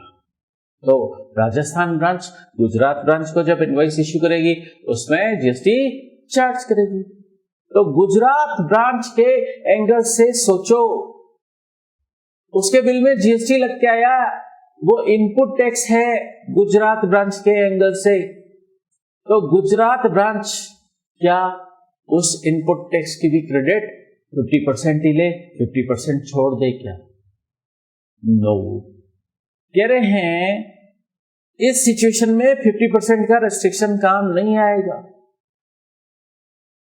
ठीक है, तो एक ऐसी सप्लाई जहां पर जो हो रही है supply made by one registered person Rajasthan branch to another registered person Gujarat branch, लेकिन दोनों का पैन नंबर तो सेम ही है, मतलब ये एंटिटी तो एक ही है। तो इस सिचुएशन में 50% का रेस्ट्रिक्शन काम नहीं आएगा और गुजरात ब्रांच 100% आईटीसी क्लेम कर पाएगी। ठीक है, तो 50% का रेस्ट्रिक्शन यहां काम नहीं आएगा जहां पर इंटर यूनिट ट्रांसफर हुआ है। देखिए ये बात नीचे दे रखी है। In other words, restriction on availment of 50% ITC is not applicable to inter-unit transfer of supplies। मतलब बैंक सेम है, एंटिटी सेम है, बट ब्रांच अलग है। तो इस केस में क्या होगा? 100% ITC अलाउ हो जाएगी, 50% का रेस्ट्रिक्शन काम ही नहीं आएगा। बात क्लियर? चलिए अब रूल 38 सेक्शन 17 सबसेक्शन 4 से रिलेटेड है रूल 38। इस रूल की डिटेल में चलते हैं। क्या कहता है ये रूल? एक banking company, financial institution, NBFC credit claim कैसे करेंगे? अच्छा, इनका काम क्या है? ये आउटवर्ड सप्लाई देते हैं सर्विस की bye way of accepting deposits और एक्सटेंडिंग लोन्स और एडवांसेस। इनका ये काम है, ये इनकी आउटवर्ड सप्लाई है। ठीक है, तो इनको दो ऑप्शन हैं। पहला ऑप्शन, या तो ये प्रोपोर्शनेट आईटीसी ले लें सेक्शन 17 सबसेक्शन 2 के हिसाब से, या ये सेकंड ऑप्शन एडॉक क्लेम करें, 50% आईटीसी ले लें, 50% आईटीसी छोड़ दें। अब ऑप्शन 2 की डिटेल में चलते हैं। अगर banking company, financial institution, NBFC ad hoc claim 50% लेते हैं और 50% क्रेडिट छोड़ते हैं, तो स्पेशल प्रोसीजर लगेगा ऑप्शन 2 के लिए, ऑप्शन 1 के लिए नहीं। स्पेशल प्रोसीजर सिर्फ और सिर्फ ऑप्शन 2 के लिए लगेगा। और ऑप्शन 2 क्या था? 50% क्रेडिट ले लो और रिमेनिंग 50% क्रेडिट छोड़ दो। तो उसके लिए स्पेशल प्रोसीजर क्या है? Point number A, such company institution shall not avail credit. कौन सी क्रेडिट नहीं लेगी? जो इनपुट सर्विस लिया उसने और उसको यूज किया नॉन बिजनेस पर्पस के लिए, पर्सनल पर्पस के लिए, इनपुट और इनपुट सर्विस खरीदा, उसकी आईटीसी मिलेगी ही नहीं, मिलेगी नहीं। ऐसा इनपुट और इनपुट सर्विस जो टोटली पर्सनल पर्पस के लिए कंज्यूम हुआ, उसकी आईटीसी तो मिलेगी नहीं। यूं नहीं करना कि उसकी भी 50% क्रेडिट लेकर बैठ जाओ, उसकी आईटीसी मिलेगी ही नहीं। ठीक है, और वो जो क्रेडिट ब्लॉक हुई है सेक्शन 17 सबसेक्शन 5 आगे चलकर हम पढ़ेंगे, उसमें क्लियर गवर्नमेंट ने बोला कि कुछ इनवर्ट सप्लाईज की आईटीसी नहीं मिलेगी। ठीक है, तो आपने कुछ इनपुट सर्विस खरीदा जो आपने नॉन बिजनेस पर्पस मतलब पर्सनल पर्पस के लिए कंज्यूम कर लिया, उस इनवर्ट सप्लाई की आपको आईटीसी नहीं मिलेगी, और जो क्रेडिट गवर्नमेंट ने सेक्शन 17 सबसेक्शन 5 में ब्लॉक कर रखी है वो उसकी भी क्रेडिट नहीं मिलेगी। और ये क्रेडिट इनको रिपोर्ट करनी पड़ेगी जीएसटीआर 2 में। अरे जीएसटीआर 2 अभी गवर्नमेंट ने पोस्टपोन कर रखा है उसकी फाइलिंग को, तो रिपोर्टिंग करनी तो पड़ेगी, वो जीएसटीआर 3B में करनी पड़ेगी। क्लियर? तो प्रैक्टिकली गवर्नमेंट ने यहां पर रिपोर्टिंग करने को बोला जीएसटीआर 2 में, बट जीएसटीआर 2 की फाइलिंग को गवर्नमेंट ने हाल फिलहाल पोस्टपोन कर रखा, तो रिपोर्टिंग तो करनी पड़ेगी। कहां करेंगे? जीएसटीआर 3B में करेंगे। क्लियर? चलिए दूसरा point B, such company institution shall avail 100% credit of tax paid. वही हमने जो पढ़ा था, entity same, PAN number same, ठीक है, इंटर यूनिट ट्रांसफर वाली आईटीसी 100% अलग हो जाएगी, वो तो 100% होगी, ठीक है, उस पर 50% का रेस्ट्रिक्शन लगेगा ही नहीं। अच्छा, इसके अलावा जो रिमेनिंग आईटीसी है वो 50% मिलेगी, ठीक है। तो पॉइंट नंबर ए के केस में आईटीसी बिल्कुल भी नहीं मिलेगी, ठीक है। पॉइंट नंबर बिल्कुल भी नहीं मिलेगी मतलब 0%। फिर पॉइंट नंबर बी के केस में आईटीसी पूरी मिलेगी, 100% पूरी मिलेगी, और सी पॉइंट में आईटीसी 50% मिलेगी। तो बी पॉइंट में 100% मिली आईटीसी और सी पॉइंट में 50% मिली, तो ये बी और सी वाली आईटीसी क्रेडिट हो जाएगी इलेक्ट्रॉनिक क्रेडिट लेजर में। आईटीसी कहां चली जाती है? इलेक्ट्रॉनिक क्रेडिट लेजर में। हमने पढ़ा था जीएसटी की पोर्टल हर रजिस्टर्ड पर्सन जो जीएसटी कानून में रजिस्टर हुआ है उसके लिए 2 लेजर मेंटेन रखती है जीएसटी की पोर्टल। कौन से? इलेक्ट्रॉनिक क्रेडिट लेजर और इलेक्ट्रॉनिक कैश लेजर, ठीक है ना। तो ये आईटीसी कहां चली जाती है? इलेक्ट्रॉनिक क्रेडिट लेजर में चली जाएगी। क्लियर? जो आपको पॉइंट नंबर बी में मिली 100% और पॉइंट नंबर सी में मिली 50%, वो आईटीसी क्रेडिट हो जाएगी इलेक्ट्रॉनिक क्रेडिट लेजर में। उस बैंक और इंस्टीट्यूशन के इलेक्ट्रॉनिक क्रेडिट लेजर में आईटीसी क्रेडिट हो जाएगी, ठीक है। चलिए अब बहुत ही इंपॉर्टेंट बात शुरू होने जा रही है, ब्लॉक्ड क्रेडिट। इस पर एग्जाम में बहुत ही प्रैक्टिकल क्वेश्चंस आते हैं, ठीक है। बहुत ही इंपॉर्टेंट कंसेप्ट है एग्जाम के लिए भी और प्रैक्टिकल लाइफ में भी। कुछ लोग सोचते हैं कि बस हमने कोई भी इनवर्ट सप्लाई ली है, उस पर इनपुट टैक्स लग के आया है, हमको क्रेडिट मिल जाएगी, लेकिन ऐसा गलत है। गवर्नमेंट ने सेक्शन 17 सबसेक्शन 5 बनाया और उसमें कुछ इनवर्ट सप्लाई की आईटीसी को ब्लॉक कर दिया, ठीक है। तो मतलब वो इनवर्ट सप्लाई भले ही काम आई हैं बिजनेस के लिए, वो इनवर्ट सप्लाई भले ही काम आई हैं इन द कोर्स ऑफ और फर्दरेंस ऑफ बिजनेस, तब भी उन इनवर्ट सप्लाई के परचेस के बिल में जो इनपुट टैक्स लगकर आएगा उसकी क्रेडिट नहीं मिलेगी।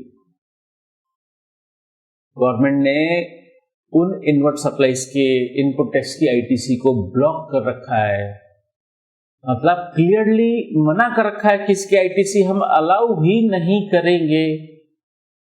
क्लियर? तो section 17 subsection 5 most important, blocked credit. इस पर हम बहुत प्रैक्टिकल क्वेश्चंस भी करेंगे, ठीक है। तो आ जाइए इस पर हम डिटेल में बात करते हैं। ब्लॉक्ड क्रेडिट सेक्शन 17 सबसेक्शन 5 कह रहे not withstanding anything contained in section 16 subsection 1 and section 18 subsection 1। Section 18 हमने पढ़ा नहीं अभी तक, ठीक है। सेक्शन 16 हमने पढ़ लिया। उसमें तो बोला था हाँ हम आईटीसी दे देंगे, आप इनवर्ट सप्लाई लोगे और उस पर इनपुट टैक्स लग के आएगा, उसकी आईटीसी हम दे देंगे। तो गवर्नमेंट ने सेक्शन 16 के अंदर बोला था, बहुत ही लोक लुभावन वादे किए थे कि हाँ आईटीसी हम अलाउ कर देंगे। बट अब सेक्शन 17 सब सेक्शन 5 के अंदर आकर बोला, उधर हमने जो भी बोला तो ऐसे ही बोल दिया था। Notwithstanding anything contained in section 16 subsection 1, मतलब सेक्शन 16 सबसेक्शन 1 के अंदर कुछ भी लिखा हो, मतलब क्या, सेक्शन 17 सबसेक्शन 5 ओवरराइडिंग इफेक्ट रखता है। मतलब गवर्नमेंट ये कहना चाह रही है कि सेक्शन 16 सबसेक्शन 1 के अंदर हमने भले ही बोल दिया था कि हम आपको आईटीसी अलाउ कर देंगे, लेकिन कुछ इनवर्ट सप्लाईज की आईटीसी हम अलाउ नहीं करेंगे। भले ही हमने बोल दिया था सेक्शन 16 सबसेक्शन 1 के अंदर, तब भी हम उन इनवर्ट सप्लाईज पर लगे हुए इनपुट टैक्स की क्रेडिट नहीं देंगे, उस क्रेडिट को हम ब्लॉक कर देते हैं, अलाउ ही नहीं करेंगे हम। क्लियर? तो देखो, मोस्ट इंपॉर्टेंट हम पढ़ने जा रहे हैं सेक्शन, बहुत ही ध्यान से समझना है, एक एक वर्ड कीमती है यहां पर, ठीक है? तो देखो, ITC shall not be available, मतलब गवर्नमेंट उनकी आईटीसी को ब्लॉक कर देगी in respect of following invert supplies. कुछ इनवर्ट सप्लाईज का जो परचेस का बिल होगा उसके अंदर भले ही इनपुट टैक्स लगकर आया है, तब भी उसकी आईटीसी अलाउ नहीं होगी। इसका clause A, motor vehicle for transportation of persons with a sitting capacity up to 13 persons including driver. मतलब क्या, ऐसा मोटर व्हीकल जो पर्सन्स के ट्रांसपोर्टेशन में काम आ रहा है, ठीक है, और उसकी सिटिंग कैपेसिटी कितनी है, up to 13 persons including driver. Driver को शामिल करते हुए टोटल 13 लोग बिठाने की कैपेसिटी है। ऐसा मोटर व्हीकल आपने खरीदा, ठीक है, मान लीजिए आपने कार खरीदी फॉर बिजनेस पर्पस, कार में 5-6 लोग ही बैठ सकते हैं, तो इस कार के परचेज के बिल में जो इनपुट टैक्स लगकर आया, आईटीसी नहीं मिलेगी आपको, ठीक है। तो जैसे हमारे पास क्लाइंट के फोन आते हैं कि कार खरीदी हमने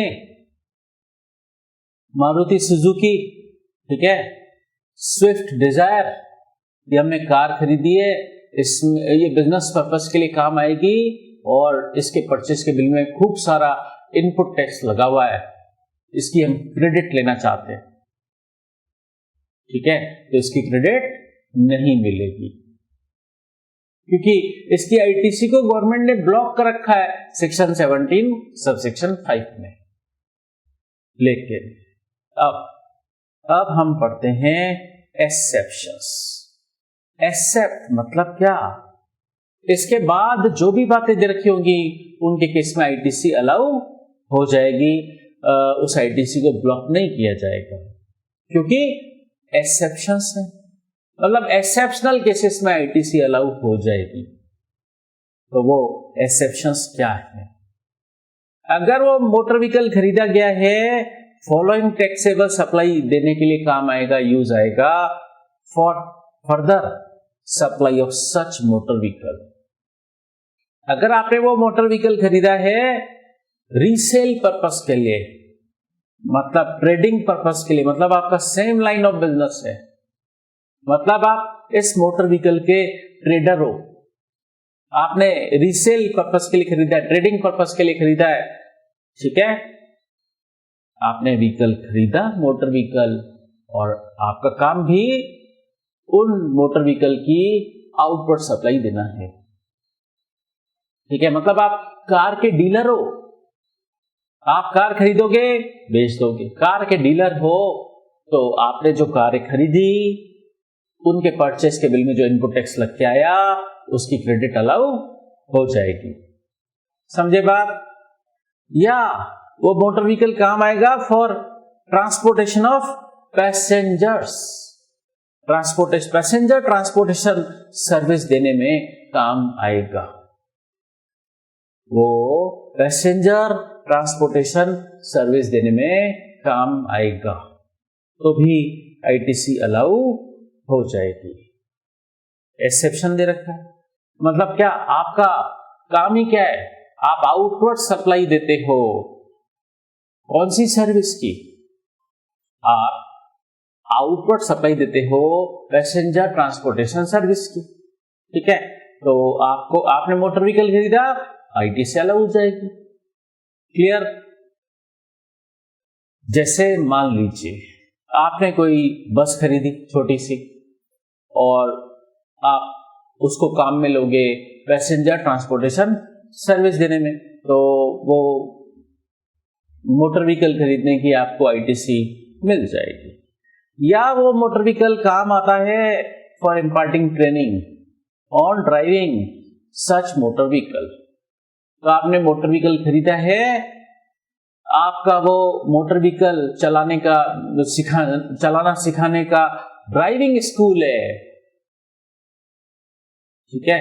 तो कार ड्राइविंग स्कूल होते हैं ना, कार ड्राइविंग स्कूल जो कार ड्राइविंग सिखाते हैं कैंडिडेट्स को, ठीक है, अपने कस्टमर्स को ट्रेनिंग प्रोवाइड करते हैं कार ड्राइविंग की। तो वो अगर मोटर व्हीकल परचेस करें, उसका जो परचेस का बिल होगा उसमें जो इनपुट टैक्स लग के आएगा उसकी क्रेडिट अलाउ हो जाएगी। तो आपको ये 3 एक्सेप्शनल केसेस दे रखे हैं। इन 3 केसेस में अगर आप मोटर व्हीकल खरीदते हो, ये काम करने के लिए ये आपके आउटवर्ड सप्लाई है, आपने इनवर्ड सप्लाई ली मोटर व्हीकल की और आप ये आउटवर्ड सप्लाई करोगे ये 3, तो आपको मोटर व्हीकल की इनवर्ड सप्लाई पर जो इनपुट टैक्स लगा उसकी आईटीसी अलाउ हो जाएगी। ये है 3 एक्सेप्शंस। क्लियर? चलिए अब हम कुछ कमेंट्स नीचे दे रखे हैं। कमेंट्स देखिए, ये जो रेस्ट्रिक्शन है ऐसे मोटर व्हीकल पर ही लगाया गया है जो ट्रांसपोर्टेशन ऑफ पर्सन करेगा और सीटिंग कैपेसिटी अप टू 13% तक है, ठीक है। Used for other purpose as specified above, उसकी आईटीसी को गवर्नमेंट ने ब्लॉक कर दिया। मतलब 3 एक्सेप्शनल केसेस में आईटीसी अलाउ होगी। उन 3 एक्सेप्शनल केसेस के अलावा अगर आपने कोई आउटवर्ड सप्लाई दे रहे हैं उस मोटर व्हीकल का और कोई अदर यूज कर रहे हैं इन 3 एक्सेप्शंस के अलावा, तो आपको आईटीसी अलाउ नहीं होगी। अगर आपकी इस मोटर व्हीकल की सीटिंग कैपेसिटी अप टू 13% है इंक्लूडिंग ड्राइवर, तो इस मोटर व्हीकल की आईटीसी को ब्लॉक कर दिया गया है। क्लियर?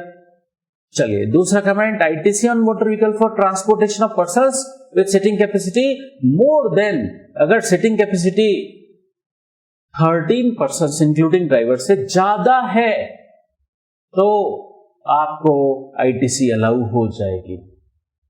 अच्छा, मतलब ये कहना चाह रहे हैं कि सीटिंग कैपेसिटी अप टू 13% तक है तो आईटीसी अलाउ नहीं होगी, seating capacity more than 13% including driver है तो आईटीसी अलाउ हो जाएगी। अच्छा, इस बात को और सिंप्लीफाइड लैंग्वेज में बोले, हम छोटी गाड़ी खरीदी उसकी आईटीसी अलाउ नहीं होगी, बड़ी गाड़ी खरीदी आईटीसी अलाउ हो जाएगी। ठीक है, बड़ी गाड़ी मतलब जिसकी सीटिंग कैपेसिटी मोर देन 13% है तो आईटीसी अलाउ हो जाएगी। क्लियर? अब ये रेस्ट्रिक्शंस ध्यान रहे, ये जो आईटीसी ब्लॉक हो रही है ऐसे मोटर व्हीकल की हो रही है जो किस में काम आएगा, फॉर ट्रांसपोर्टेशन ऑफ पर्सन्स में काम आएगा। फॉर ट्रांसपोर्टेशन ऑफ पर्संस में काम आएगा। ठीक है, ये रेस्ट्रिक्शन तब काम आएगा जब ये motor vehicle for transportation of persons काम आएगा, तो इसकी आईटीसी ब्लॉक होगी। लेकिन मान लीजिए ऐसा मोटर व्हीकल खरीदा गया जो ट्रांसपोर्टेशन ऑफ गुड्स में काम आएगा,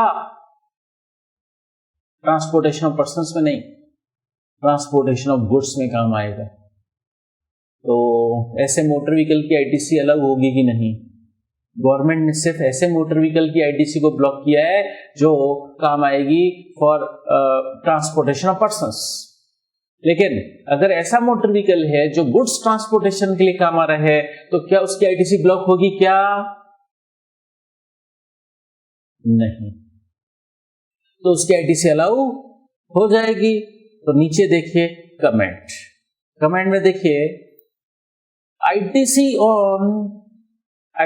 on any other motor vehicle, ऐसा मोटर व्हीकल जो काम आएगा for transportation of goods, dumpers, tippers, ये क्या है? ये कंस्ट्रक्शन वर्क में काम आते हैं चीजें, डंपर्स, टिपर्स यूज्ड, उसके ट्रांसपोर्टेशन में काम आ रहा है ये मोटर व्हीकल, तो उसकी आईटीसी, ऐसे मोटर व्हीकल की आईटीसी अलग हो जाएगी। कहने का मतलब ये कि रेस्ट्रिक्शन सिर्फ और सिर्फ ऐसे मोटर व्हीकल के लिए है जो ट्रांसपोर्टेशन ऑफ पर्संस में काम आ रहा है, उसकी आईटीसी ब्लॉक हो जाएगी। लेकिन अगर ऐसा मोटर व्हीकल है जो गुड्स ट्रांसपोर्टेशन में काम आ रहा है, तो ऐसे मोटर व्हीकल की आईटीसी अलाउ हो जाएगी। बात समझे कि नहीं? समझ गए? चलो, तो हमने पढ़ा मोटर व्हीकल ऐसा जो जिसकी seating capacity up to 13 persons है, उसकी आईटीसी को ब्लॉक कर दिया गवर्नमेंट ने। लेकिन उसमें भी 3 एक्सेप्शन डाले। अगर आपने मोटर व्हीकल फर्दर सप्लाई देने के लिए खरीदा है ट्रेडिंग पर्पस के लिए, तो आईटीसी अलाउड। दूसरा, ट्रांसपोर्टेशन ऑफ पैसेंजर्स के लिए खरीदा है। ट्रांसपोर्टेशन ऑफ पैसेंजर्स का क्या मतलब है? देखिए, ऊपर था ट्रांसपोर्टेशन ऑफ पर्सन्स, फिर दे रखा है ट्रांसपोर्टेशन ऑफ पैसेंजर्स। पर्सन्स और पैसेंजर्स में फर्क है। पैसेंजर क्या? जिनसे आप भाड़ा चार्ज करोगे। अगर आपको फ्रेट की इनकम मिलती है वो मोटर व्हीकल चलाने से, वो मोटर व्हीकल आप चलाते हो भाड़े पर, उनमें पैसेंजर को बिठाते हो, पैसेंजर से आपको भाड़ा मिलता है, फ्रेट मिलता है, तब तो मोटर व्हीकल की आईटीसी अलग हो जाएगी। ठीक है, लेकिन अगर भाड़ा नहीं मिलता है तो सिंपली वो पर्सन्स हैं, पैसेंजर्स नहीं। मतलब जो भाड़ा नहीं देते पर्सन्स, जो भाड़ा देते हैं पैसेंजर्स। अगर पैसेंजर्स के ट्रांसपोर्टेशन में काम आ रहा है मोटर व्हीकल, तो आईटीसी अलाउड। ठीक है, तो एक्सेप्शन, सेकंड एक्सेप्शन ये। और तीसरा, अगर वो मोटर व्हीकल काम आता है मोटर ड्राइविंग स्किल इंपार्ट करने के लिए, तो ऐसे मोटर व्हीकल की आईटीसी अलाउ हो जाएगी। तो 3 एक्सेप्शन दे रखे हैं। 3 एक्सेप्शनल केसेस में आईटीसी अलाउ होगी। देखो, जब हम ये सेक्शन पढ़ रहे हैं, सेक्शन 17 सबसेक्शन 5, काफी सारी बातें आएंगी यहां पर। ठीक है, बहुत लंबा चौड़ा सेक्शन है, आपको एक एक वर्ड बहुत ध्यान से पढ़ना है। ठीक है, और हर पॉइंट के अंदर गवर्नमेंट ने एक्सेप्शन भर रखे हैं, और एक्सेप्शन जहां है उन केसेस में आईटीसी अलाउ हो जाएगी। समझ रहे हो बात को? चलिए, अब आते हैं हम कुछ एग्जाम्पल पढ़ते हैं। कार डीलर, उसका क्या काम होता है? वो मोटर व्हीकल क्यों खरीदता है? For further supply. ठीक है, तो वो जो भी कार परचेस करेगा उसका रीसेल पर्पस है, तो उसको आईटीसी अलाउ हो जाएगी। कोई कैब सर्विस प्रोवाइडर है, ठीक है, वो कार क्यों परचेस कर रहा है? For use as cab. मतलब क्या? वो कैब से क्या सर्विस देगा? पैसेंजर ट्रांसपोर्टेशन सर्विस, मतलब भाड़ा, मतलब फ्रेट मिलेगा। तो एक्सेप्शन में चला जाएगा ना? हाँ, एक्सेप्शन में चला जाएगा। ठीक है, कौन से एक्सेप्शन में चला जाएगा? पैसेंजर ट्रांसपोर्टेशन, जहां भाड़ा मिले।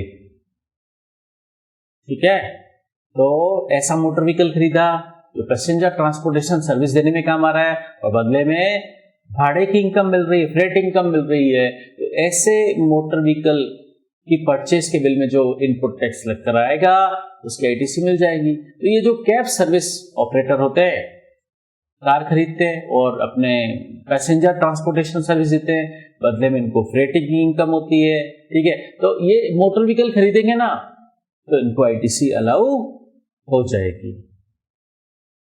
फिर मोटर व्हीकल खरीदा किसने? ड्राइविंग स्कूल है जो कार चलाना सिखाता है। ठीक है, तो कार परचेस की for use in teaching driving, तो उनको भी आईटीसी अलाउ हो जाएगी। मोटर व्हीकल काम आ रहा है फॉर इम्पार्टिंग ड्राइविंग स्किल, तो आईटीसी अलाउ हो जाएगी। Exception number 3। चलिए फिर, a company is not allowed ITC on car purchase for official use of its employees. Company ने कार खरीदी, एम्प्लॉय यूज कर रहे हैं कंपनी के ऑफिशियल यूज के लिए, मतलब भले ही कार का बिजनेस यूज हो रहा है, भले ही कार कंपनी के बिजनेस में काम आ रही है, तब भी कार के परचेस के बिल में जो इनपुट टैक्स लगा है उसकी आईटीसी नहीं मिलेगी। ठीक है, चलिए फिर, a company engaged in renting out cars for transportation of passengers. Company का काम ही यही है कि वो पैसेंजर ट्रांसपोर्टेशन सर्विस देती है। तो इस सिचुएशन में क्या होगा? इनको भाड़ा मिलेगा ना, तो क्या होगा? आईटीसी अलाउ हो जाएगी, उस मोटर व्हीकल की आईटीसी अलाउ हो जाएगी। रीजन, कंपनी का काम ही क्या है? कार खरीदी, और वो काम किस में काम आएगा? कार, मोटर व्हीकल किस में काम आएगा? For passenger transportation service. तो फ्रेट की इनकम मिलेगी, भाड़े की इनकम मिलेगी, तो एक्सेप्शन में चला जाएगा, तो आईटीसी अलाउ हो जाएगी। ठीक है, फिर कंपनी ने बस खरीदी और उसकी कैपेसिटी कितनी है? More than 13% for transportation of its employees from their residence to office and back. ठीक है, भाड़ा नहीं लेते, अपने एम्प्लॉइज से क्या भाड़ा लेना, अपने एम्प्लॉइज को ही घर से ऑफिस लाते हैं और ऑफिस से वापस घर पे छोड़ते हैं। फ्री ट्रांसपोर्टेशन सर्विस, भाड़ा नहीं मिल रहा ना, तो एक्सेप्शन में नहीं जाएगा। तो फिर बताइए, आईटीसी अलाउ होनी चाहिए क्या? अरे ये बस है ना, बस, और उसकी सीटिंग कैपेसिटी मोर देन 13% है। रेस्ट्रिक्शन ऐसे मोटर व्हीकल के लिए है, उन्हीं मोटर व्हीकल्स की आईटीसी ब्लॉक होगी जिनकी सीटिंग कैपेसिटी अप टू 13% है। ठीक है, इस केस में तो मोर देन 13% है ना, तो आईटीसी ब्लॉक नहीं होगी, अलाउ हो जाएगी। बात समझे? चलिए फिर, एक company purchase trucks for transportation of finished goods, मतलब क्या? गुड्स ट्रांसपोर्टेशन में काम आ रहा है truck, ITC allowed. Goods transportation में काम आएगा, अरे रेस्ट्रिक्शन सिर्फ ट्रांसपोर्टेशन ऑफ पर्संस के लिए है, गुड्स ट्रांसपोर्टेशन में काम आए मोटर व्हीकल तो उसकी आईटीसी अलाउड। ठीक है, अच्छा एक बात और, एक्सिस बैंक ने वैन परचेज की फॉर ट्रांसपोर्टिंग कैश। ये जो बैंक होती हैं इनका कैश, इनका ये काम करती हैं कैश ट्रांसपोर्टेशन का। इनके जगह जगह क्या होते हैं? एटीएम होते हैं, उनमें इनको कैश डालना पड़ता है। तो अपनी ये पर्सनल वैन खरीद लेते हैं, एक्सिस बैंक ने वैन खरीद ली कैश के ट्रांसपोर्टेशन के लिए। तो बताइए एक्सिस बैंक को इसकी आईटीसी अलाउ हो जाएगी कि नहीं? बताइए, क्या ये ट्रांसपोर्टेशन ऑफ पर्संस के लिए है? नहीं। किसके लिए है? For transporting cash. तो इसकी वैन की आईटीसी अलाउ हो जाएगी। रेस्ट्रिक्शन ट्रांसपोर्टेशन ऑफ पर्संस के लिए है, ट्रांसपोर्टेशन ऑफ कैश के लिए नहीं। और एक बात याद रखना, कैश करेंसी है, वो ना तो गुड्स है ना सर्विस है, ठीक है? ये मनी है, मनी। और हम पढ़ चुके हैं गुड्स और सर्विस की डेफिनेशन चैप्टर 2 में। हमने पढ़ा था मनी ना तो गुड्स है और ना ही सर्विस, ठीक है? तो अगर कैश के ट्रांसपोर्टेशन के लिए एक्सिस बैंक ने वैन खरीदी तो उस वैन का जो परचेस का बिल है उसमें जो इनपुट टैक्स लग के आया है उसकी आईटीसी अलाउ हो जाएगी। क्लियर? अब आते हम ब्लॉक्ड क्रेडिट चल रहा है हमारा सेक्शन 17 सबसेक्शन 5 और उसका क्लॉज बी पढ़ने जा रहे हैं। वेसल एयरक्राफ्ट, वेसल एयरक्राफ्ट ये सब क्या है? Capital goods.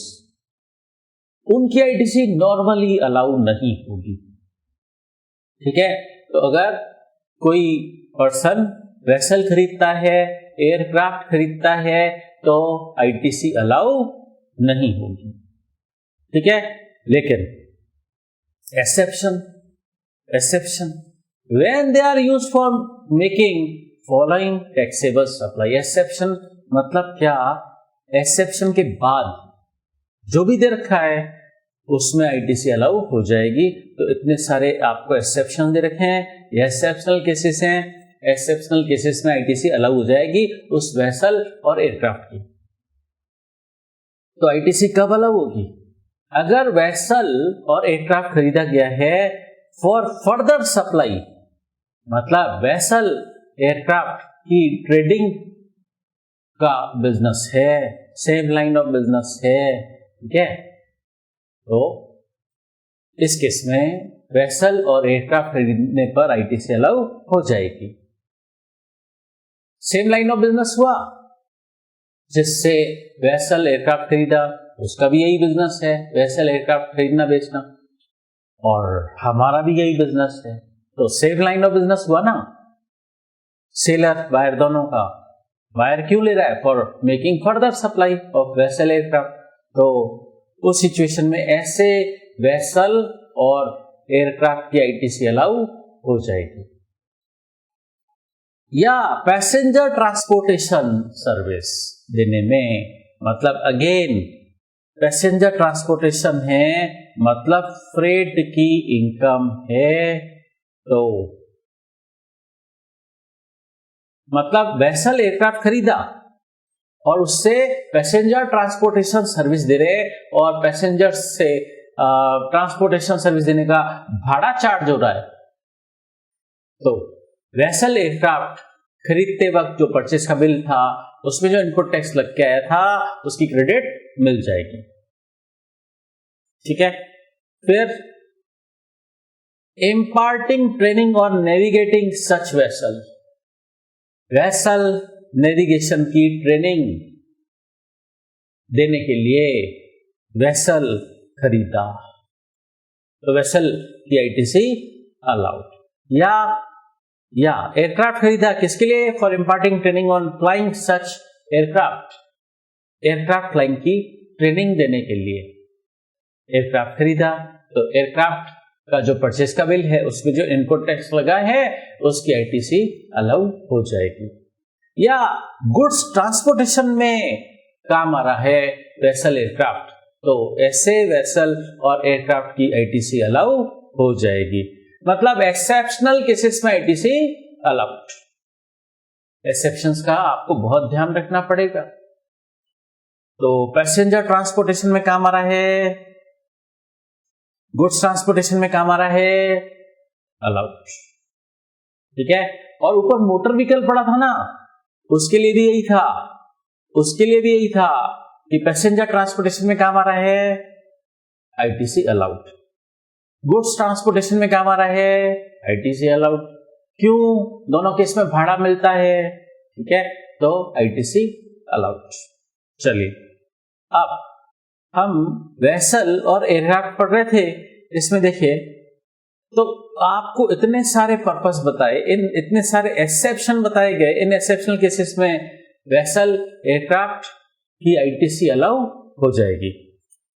इसके अलावा अगर वेसल एयरक्राफ्ट खरीदा तो आईटीसी अलाउ नहीं होगी। मतलब वेसल एयरक्राफ्ट की नॉर्मली आईटीसी अलाउ नहीं होती, इन एक्सेप्शनल केसेस में ही आईटीसी अलाउ होती है, ठीक है।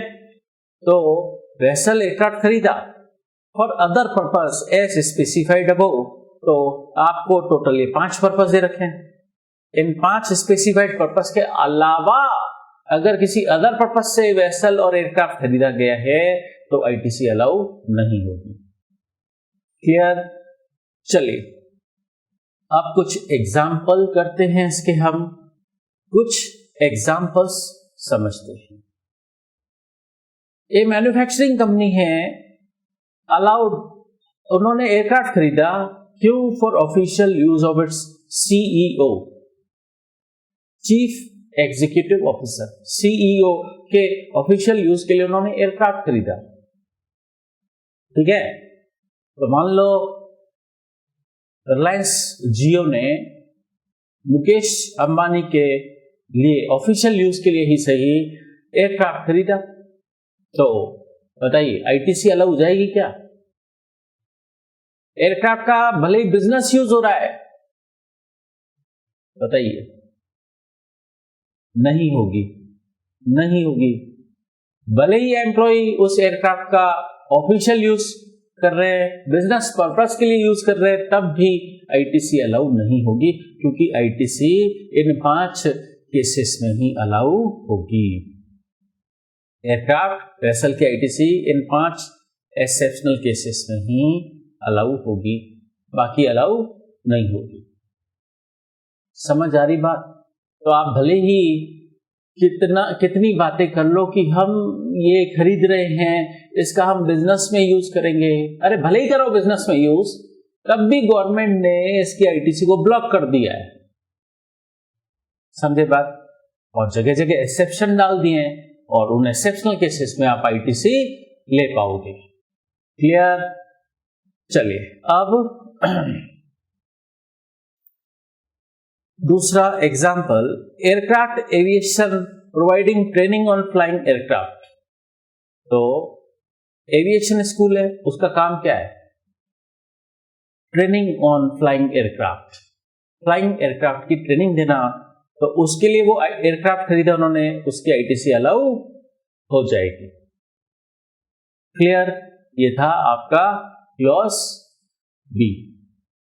क्लॉज ए में हमने पढ़ा मोटर व्हीकल, इनएलिजिबल हो जाएंगे, आईटीसी नहीं मिलेगी, उनकी आईटीसी को ब्लॉक कर दिया गया है। फिर क्लॉज बी में हमने पढ़ा वेसल एयरक्राफ्ट, है तो दोनों ही कैपिटल गुड्स, इनकी आईटीसी को गवर्नमेंट ने ब्लॉक कर रखा है, बट एक्सेप्शनल केसेस में आईटीसी अलाउ कर दी है। चलिए अब आते हैं हम क्लॉज सी। क्लॉज सी क्या कह रहा है? General insurance, servicing, repair, maintenance, किससे रिलेटेड? अरे ऊपर जो बी और सी, ए और बी में पढ़ के आए हो, वही मोटर व्हीकल, वेसल, एयरक्राफ्ट, जिनकी आईटीसी खुद की, उस मोटर व्हीकल, वेसल, एयरक्राफ्ट जिनकी खुद की आईटीसी ब्लॉक है, इनकी आईटीसी ब्लॉक है ना। Motor vehicle for transportation of persons with sitting capacity up to 13 person, vessel, aircraft, इनकी आईटीसी नॉर्मली ब्लॉक है। उनका आपने इंश्योरेंस करवाया, रिपेयर मेंटेनेंस करवाया, तो इंश्योरेंस और रिपेयर मेंटेनेंस का जो बिल आया उसमें भी तो इनपुट टैक्स लगा था। अरे जब इस मोटर व्हीकल वेसल एयरक्राफ्ट की खुद की आईटीसी अलाउड नहीं है तो आप उनका रिपेयर करवा रहे हो, मेंटेनेंस करवा रहे हो, इंश्योरेंस करवा रहे हो, तो रिपेयर मेंटेनेंस इंश्योरेंस के बिलों में भी जो इनपुट टैक्स लगा होगा उसकी आईटीसी नहीं मिलेगी। क्यों?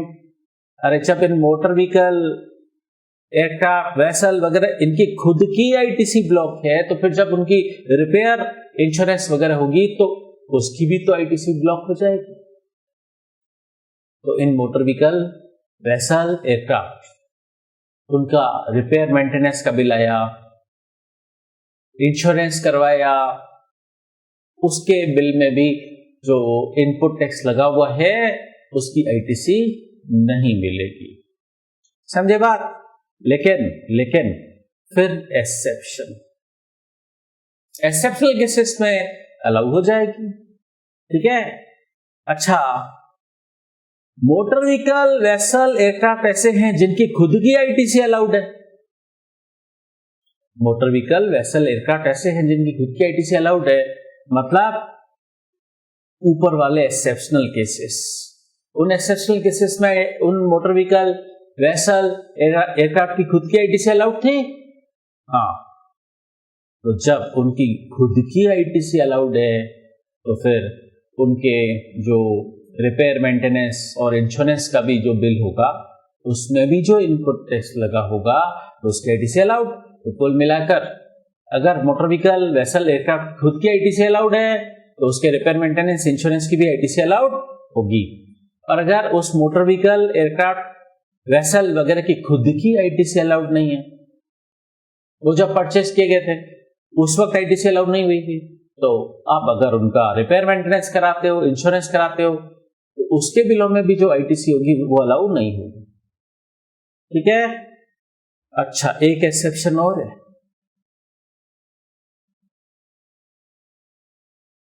देखिए, हम इस बात को ऐसे समझ सकते हैं। देखो, मोटर व्हीकल है या वेसल है या एयरक्राफ्ट है, ठीक है, क्या इनकी खुद की आईटीसी अलाउ हुई थी या नहीं हुई थी जब ये परचेस किए गए? तो आज अगर आप इनका रिपेयर मेंटेनेंस या इंश्योरेंस कराते हो तो फिर उसकी आईटीसी अलाउ होगी क्या? अगर उस मोटर व्हीकल वेसल एयरक्राफ्ट की खुद की आईटीसी अलाउड थी तो इस रिपेयर मेंटेनेंस इंश्योरेंस की भी आईटीसी अलाउड। और अगर उसकी खुद की आईटीसी अलाउड नहीं थी, मोटर व्हीकल वेसल एयरक्राफ्ट की खुद की आईटीसी अलाउड नहीं थी, अब आप उनका रिपेयर मेंटेनेंस करा रहे हो, इंश्योरेंस करा रहे हो, तो उस रिपेयर मेंटेनेंस इंश्योरेंस के बिल में भी जो क्रेडिट है, इनपुट टैक्स लगा है, उसकी आईटीसी आपको नहीं मिलेगी। समझ रहे हो बात को? ठीक है। तो मतलब मोटर व्हीकल वेसल एयरक्राफ्ट खुद की आईटीसी अलाउड इनकी, तो इनके रिपेयर मेंटेनेंस इंश्योरेंस की भी आईटीसी अलाउड, अदरवाइज अलाउड नहीं। बात समझे? चलो, अब हम और एक्सेप्शन पढ़ते हैं। इसके और भी एक्सेप्शंस दे रखे हैं। देखिए, when such services मतलब रिपेयर मेंटेनेंस इंश्योरेंस की service are received by taxable person, किसने ली? ये रिपेयर मेंटेनेंस इंश्योरेंस की सर्विस ली किसी ऐसे पर्सन ने जो इंगेज्ड है in manufacture of such motor vehicle vessel aircraft, और उस मोटर व्हीकल वेसल एयरक्राफ्ट की खुद की आईटीसी अलाउड है, तो उसके मैन्युफैक्चरर है, उसने उस मोटर व्हीकल वेसल एयरक्राफ्ट के लिए की मैन्युफैक्चरिंग करता है, मैन्युफैक्चरर है वो, मोटर व्हीकल वेसल एयरक्राफ्ट का मैन्युफैक्चरर है वो, और उन मोटर व्हीकल वेसल एयरक्राफ्ट की आईटीसी अलाउड है अगर, तो ऐसे मैन्युफैक्चरर अगर रिपेयर मेंटेनेंस और इंश्योरेंस की सर्विस लेंगे, उनके बिलों में जो इनपुट टैक्स लग के आएगा तो उसकी आईटीसी अलाउ हो जाएगी। अच्छा, इसका रिवर्स उल्टा, मोटर व्हीकल वेसल एयरक्राफ्ट ऐसा है जिसकी खुद की आईटीसी अलाउ नहीं है, तो फिर उसकी रिपेयर मेंटेनेंस इंश्योरेंस करवा रहे हैं, आईटीसी अलाउ नहीं होगी, उस रिपेयर मेंटेनेंस इंश्योरेंस की भी आईटीसी अलाउ नहीं होगी। ठीक है। अच्छा, दूसरा पार्ट इसका एक और, ये रिपेयर मेंटेनेंस इंश्योरेंस सर्विस ली किसने? एक ऐसा टैक्सेबल पर्सन जिसका खुद का काम भी क्या है, is the supply of general insurance service. ठीक है, मतलब एक जनरल इंश्योरेंस कंपनी ने खुद जनरल इंश्योरेंस की सर्विस ली। ठीक है, और वो किसके लिए? सच मोटर व्हीकल वेसल एयरक्राफ्ट जिसकी खुद की आईटीसी अलाउड है, तो उस इंश्योरेंस कंपनी को भी, उस इंश्योरेंस कंपनी ने, वो खुद इंश्योरेंस कंपनी इंश्योरेंस सर्विस देती है जनरल इंश्योरेंस, उसने खुद ने भी जनरल इंश्योरेंस की इनवर्ट सप्लाई ली। ठीक है, तो उसको आईटीसी अलाउ हो जाएगी। ठीक है, तो देखो इस बात को ऐसे समझो, इस बात को ऐसे समझो, कोई जनरल इंश्योरेंस कंपनी है, ठीक है, वो किसका इंश्योरेंस करती है? ऐसे मोटर व्हीकल या वेसल या एयरक्राफ्ट जिनकी आईटीसी अलाउड है, जिनकी आईटीसी अलाउड है। ठीक है, ये इसकी आउटपुट सप्लाई है, ये इनका क्या करती है? इंश्योरेंस करती है, ये इंश्योरेंस करती है, इंश्योरेंस सर्विस दे रही है। इस जनरल इंश्योरेंस कंपनी ने भी इनवर्ट सप्लाई ली, किसकी? रिपेयर मेंटेनेंस या इंश्योरेंस की। तो इसको, इस रिपेयर मेंटेनेंस और इंश्योरेंस की आईटीसी अलाउ हो जाएगी इस जनरल इंश्योरेंस कंपनी को। बात समझे? चलिए, तो आपको क्या बोला? एक्सेप्शन देखो, एक्सेप्शनल केसेस में आईटीसी अलाउ हो जाएगी। अगर ये सर्विस ली किसी ऐसे टैक्सेबल पर्सन ने, कौन सी सर्विस ली? Repair maintenance, general insurance servicing, जो आगे क्या काम करता है? जनरल इंश्योरेंस की सर्विस देता है।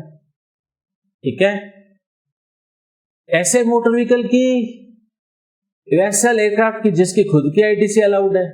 ठीक है, तो इसीलिए हमने कहा एक जनरल इंश्योरेंस कंपनी है जो इंश्योरेंस करती है ऐसे मोटर व्हीकल वेसल एयरक्राफ्ट का जिसकी खुद की आईटीसी अलाउड है। ठीक है, तो ये general insurance company repair maintenance insurance की सर्विस ले रही है, तो उस रिपेयर मेंटेनेंस और इंश्योरेंस का इसके पास जो बिल आएगा इस जनरल इंश्योरेंस कंपनी के पास, उसमें जो भी इनपुट टैक्स लगा होगा उसकी आईटीसी को अलाउ हो जाएगी। बात समझे कि नहीं? चलिए, फिर कुछ छोटे छोटे एग्जांपल्स दे रखे हैं आपको। देखिए,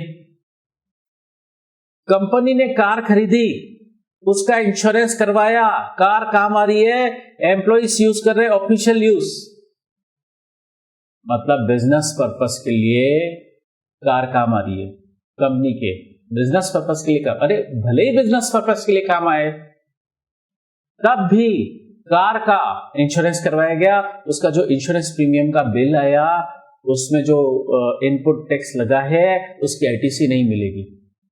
ध्यान रखना, कार इंश्योरेंस, उसके इंश्योरेंस प्रीमियम के बिल में जो इनपुट टैक्स लगा है उसकी आईटीसी नहीं मिलेगी, भले ही कार बिजनेस पर्पस में काम आ रही है तब भी। समझे? चलो फिर second example, A company is allowed ITC repair maintenance taken for a truck use for transporting finished goods. अरे ये ट्रक ऐसा है जिसकी आईटीसी अलाउड है, ठीक है, ये ट्रक ऐसा है जिसकी आईटीसी अलाउड है। क्यों? गुड्स ट्रांसपोर्टेशन में काम आता है। तो ऐसा मोटर व्हीकल जो गुड्स ट्रांसपोर्टेशन में काम आता है उसकी खुद की आईटीसी अलाउड, तो उसकी रिपेयर मेंटेनेंस कराई, तो रिपेयर मेंटेनेंस की भी आईटीसी अलाउड, ठीक है।